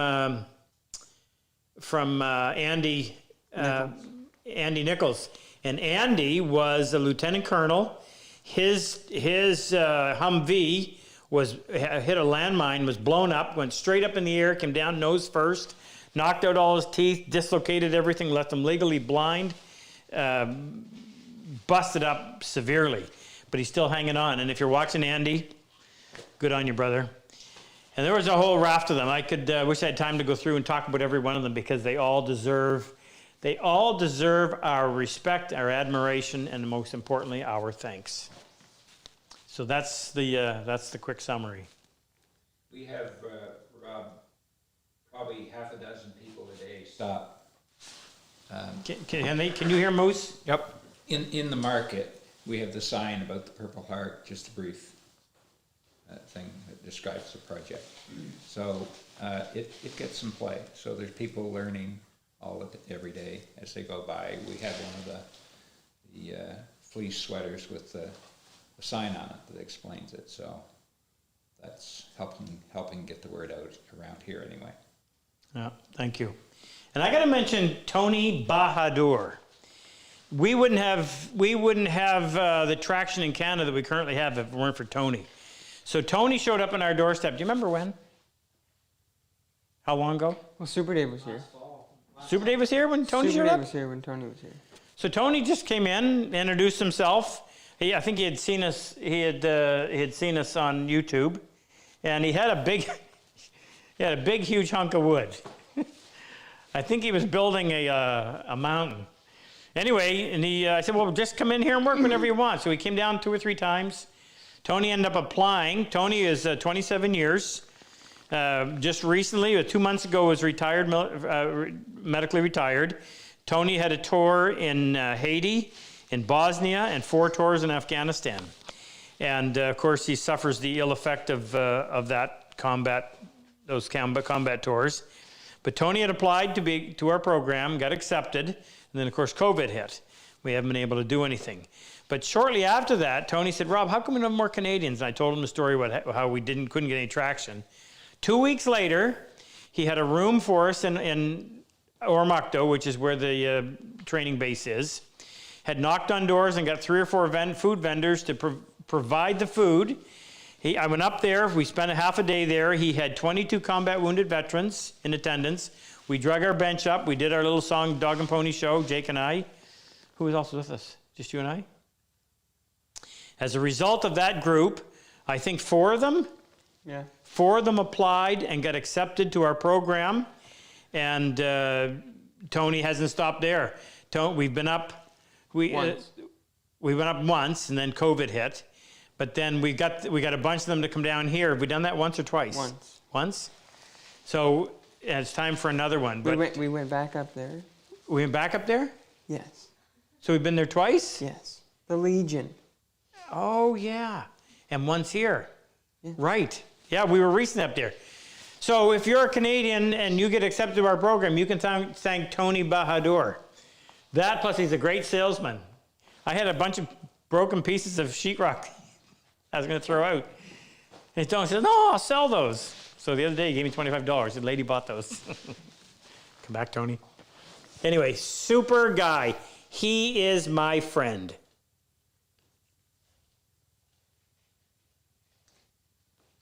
He also wants to have that sleepover. Yeah,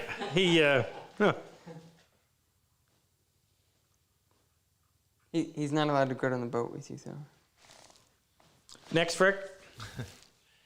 Let's see. This one comes from Benji in the chat. He says, I have a dovetailed carcass with a dado shelf. Should I assemble them all together or slide the shelf in after the dovetails are glued? Read that again. I missed the first part. He's got a dovetailed carcass with a dadoed shelf. Got a dovetail carcass. And there's a dado shelf. A dovetail carcass with a dado. Okay, yeah, go ahead. Should I assemble them all together or slide the shelf in after the dovetails are No, glued? no. You don't want to slide it in. If it's a decent fit, you'd never get it. You'd never be able to slide it in. The glue starts swelling it up, and you destroy it with either a hammer or clamps. So what you want to do is you dovetail it in such a way that you dovetail. You do it like this. I need 4 pieces of lumber, and I don't have them. This is a far cry from what I want. So this is these are the tails. The pin board goes down in this one. The next pin board goes down in, wait a minute. Yeah. Yeah, in this one. Then your shelf goes down into the dado here. And then your other piece has tails on it.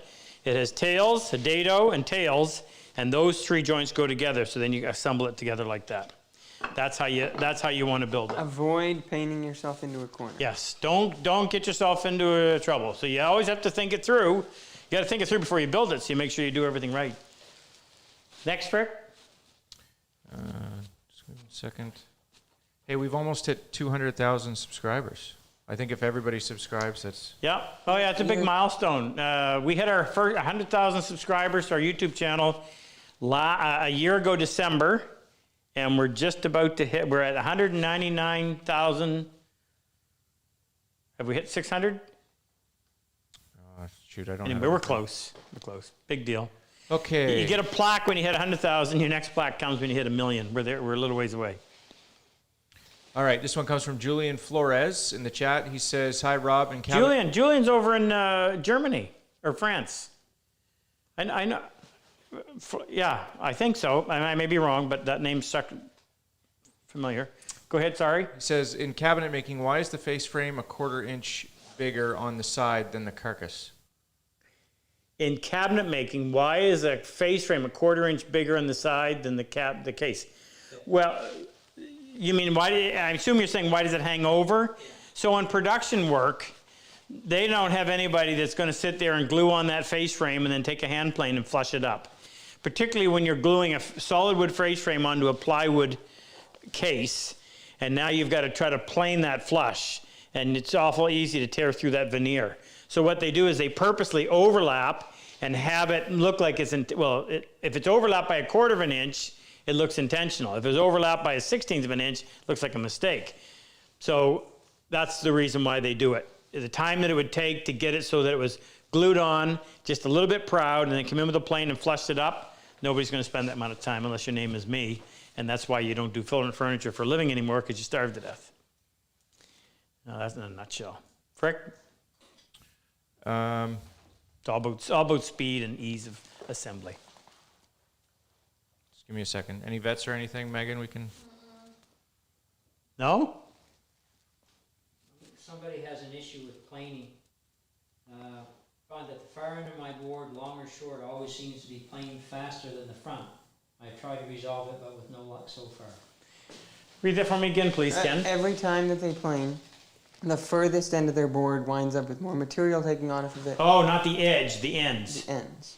Yeah, why Well, is the that? far Well, I would, if you're new to this, what I'm going to suggest is happening is your plane, so let's get this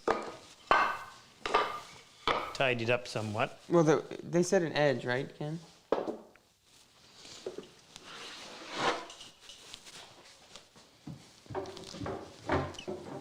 So you're planing a piece of wood. You've got this clamped down.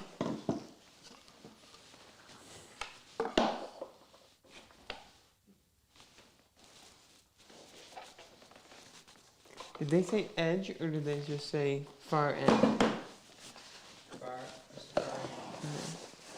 Remember, we're giving away dovetail saws and marking gauges. Not each, but we're giving somebody a dovetail saw and a marking gauge. We'll draw one for every $1,000. Any idea where we are, Megan? Yeah, we had a $1,000 donation. So. Very nice. Okay, so here's what happens.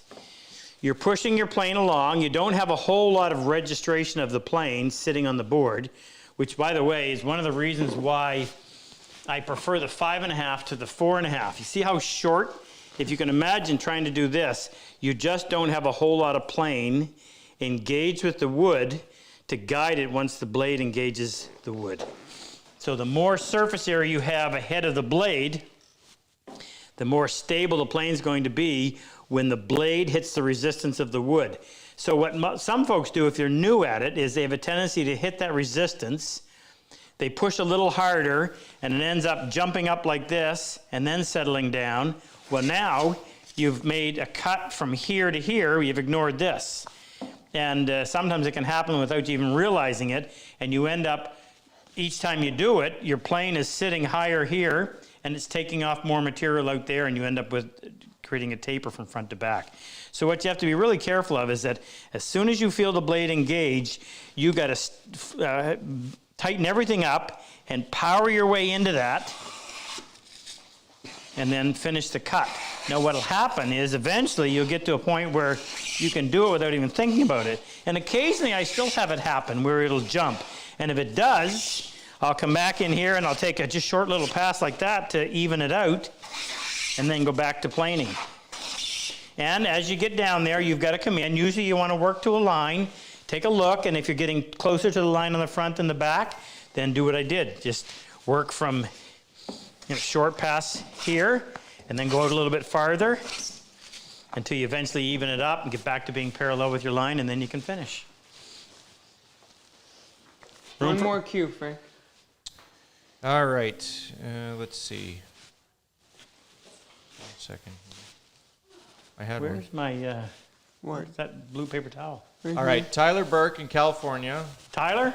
Yeah, he wants to know, out of all the furniture you've made over the years, which piece is your favorite and why?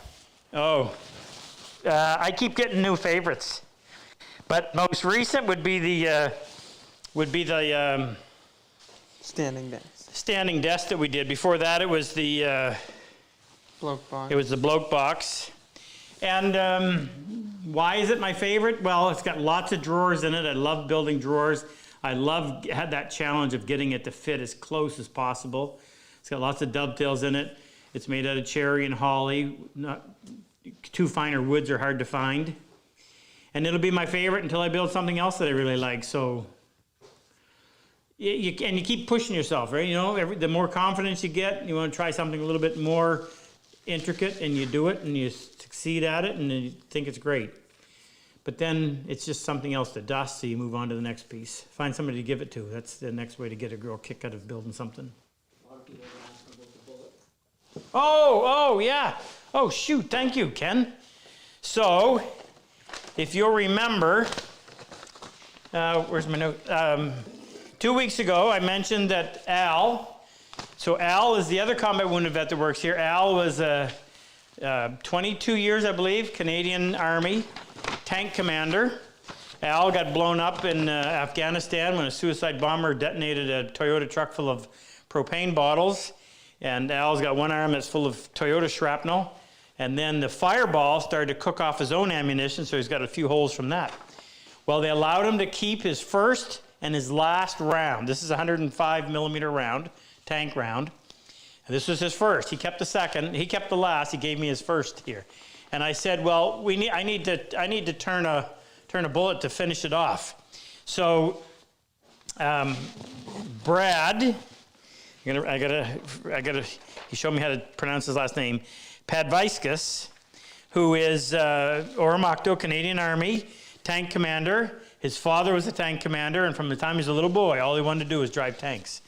So Tony alerted me. So that was Saturday. He had this finished by Sunday morning, and then he delivered it, and we got a chance to meet him. Well, actually, I met him because he'd come to the class we taught up in Oromocto. So this is called a sabot round. So this dart is made out of either tungsten or depleted uranium, and this plastic case, when it's fired, breaks away, and this tungsten dart goes off at about 5,000 feet per second and has the ability to pierce a tremendous amount of armor. So that's what that is. That's called a sabot round. He makes them. This is out of walnut. He turns them for retired military, so he does quite a few of them. But it's a very nice addition. So thank you, Brad. I certainly appreciate that. He also brought down a donation for the Purple Heart Project, so his heart's in the right spot. What would you expect from military? Nothing less. And his business is Sabot Ready Woodworks, and that's his pretty cool name. There's something. Was there something else I wanted to? I showed them my sand from Juno Beach. Juno Beach, Utah Beach. I think it was Utah. Yeah, I got some coming from Iwo Jima. Somebody wrote me. Oh, and I told you about we already told you about the number 2. So I think that's all the news I got for this week. All right, how'd we do tonight for viewers? We reached over 840. We have 819 right now. All Japanese tool lovers? Seems like it. They're still here trying to defend. I can't wait to go home tomorrow and read all the comments. Anything to make you think. Remember, all I do is I give you my opinion.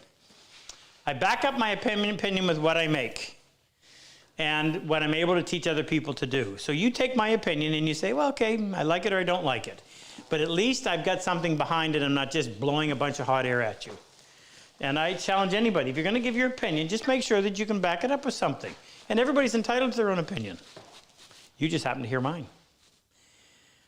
So everybody's registered for the draw. Yep. It's 9 o'clock. We're going to do the draw now. Yeah, how many are we giving away? We're at 2,400.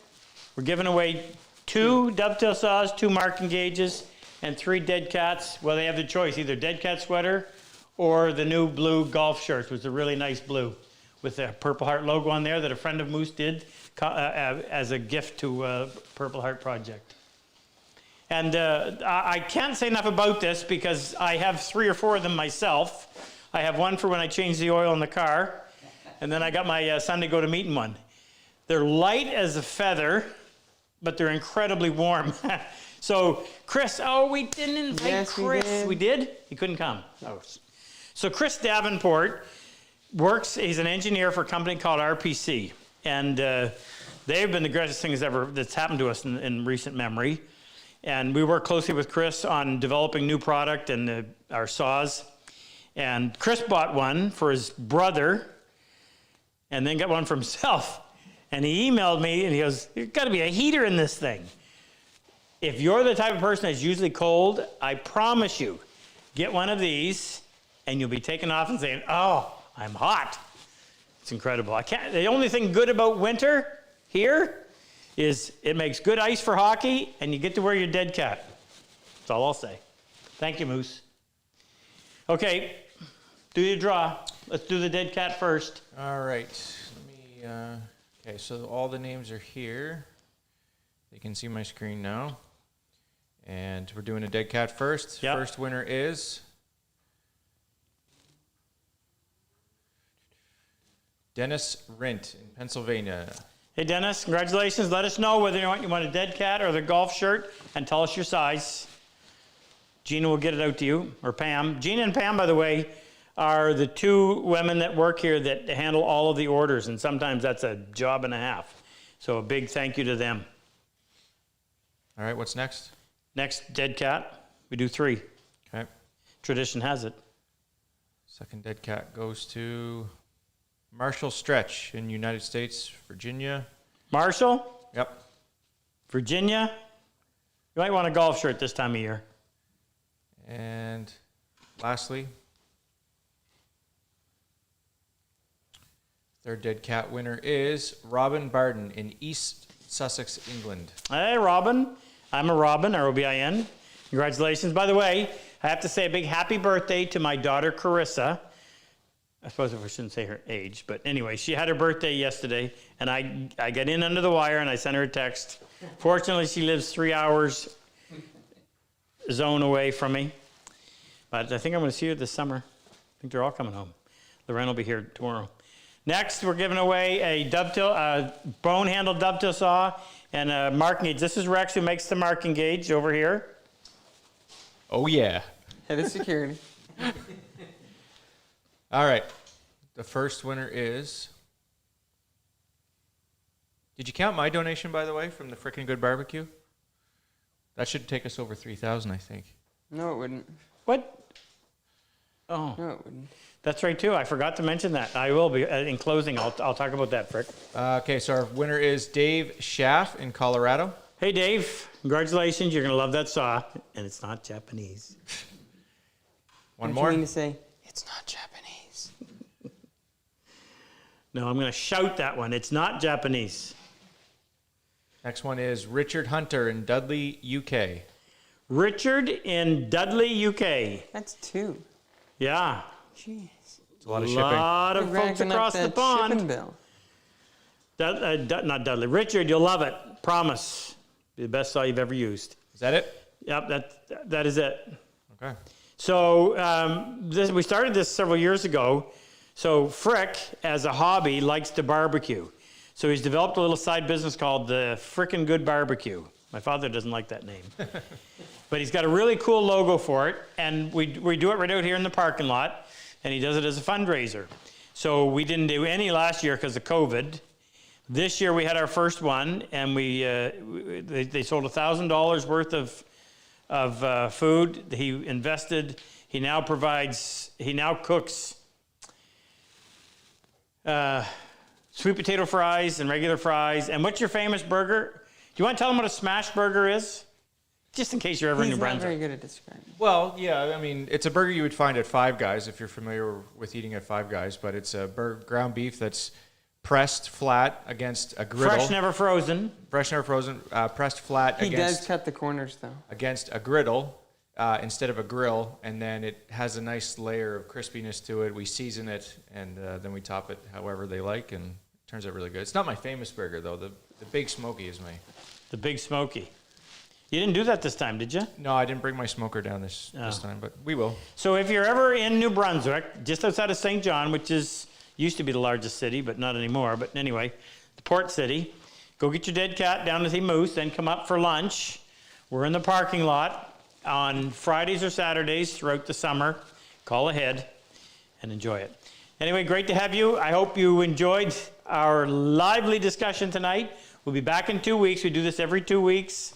If you know a combat wounded vet, please direct him to our website. We're not taking any new applications right now, but we will shortly. We get this ball running. In fact, as soon as we get the okay, we're going to do at least 2 classes a month for as long as we can to try to get caught up. But thank you to everyone that was here tonight and those at home, especially Super Dave and Luther. We'll see you in 2 weeks. Be good.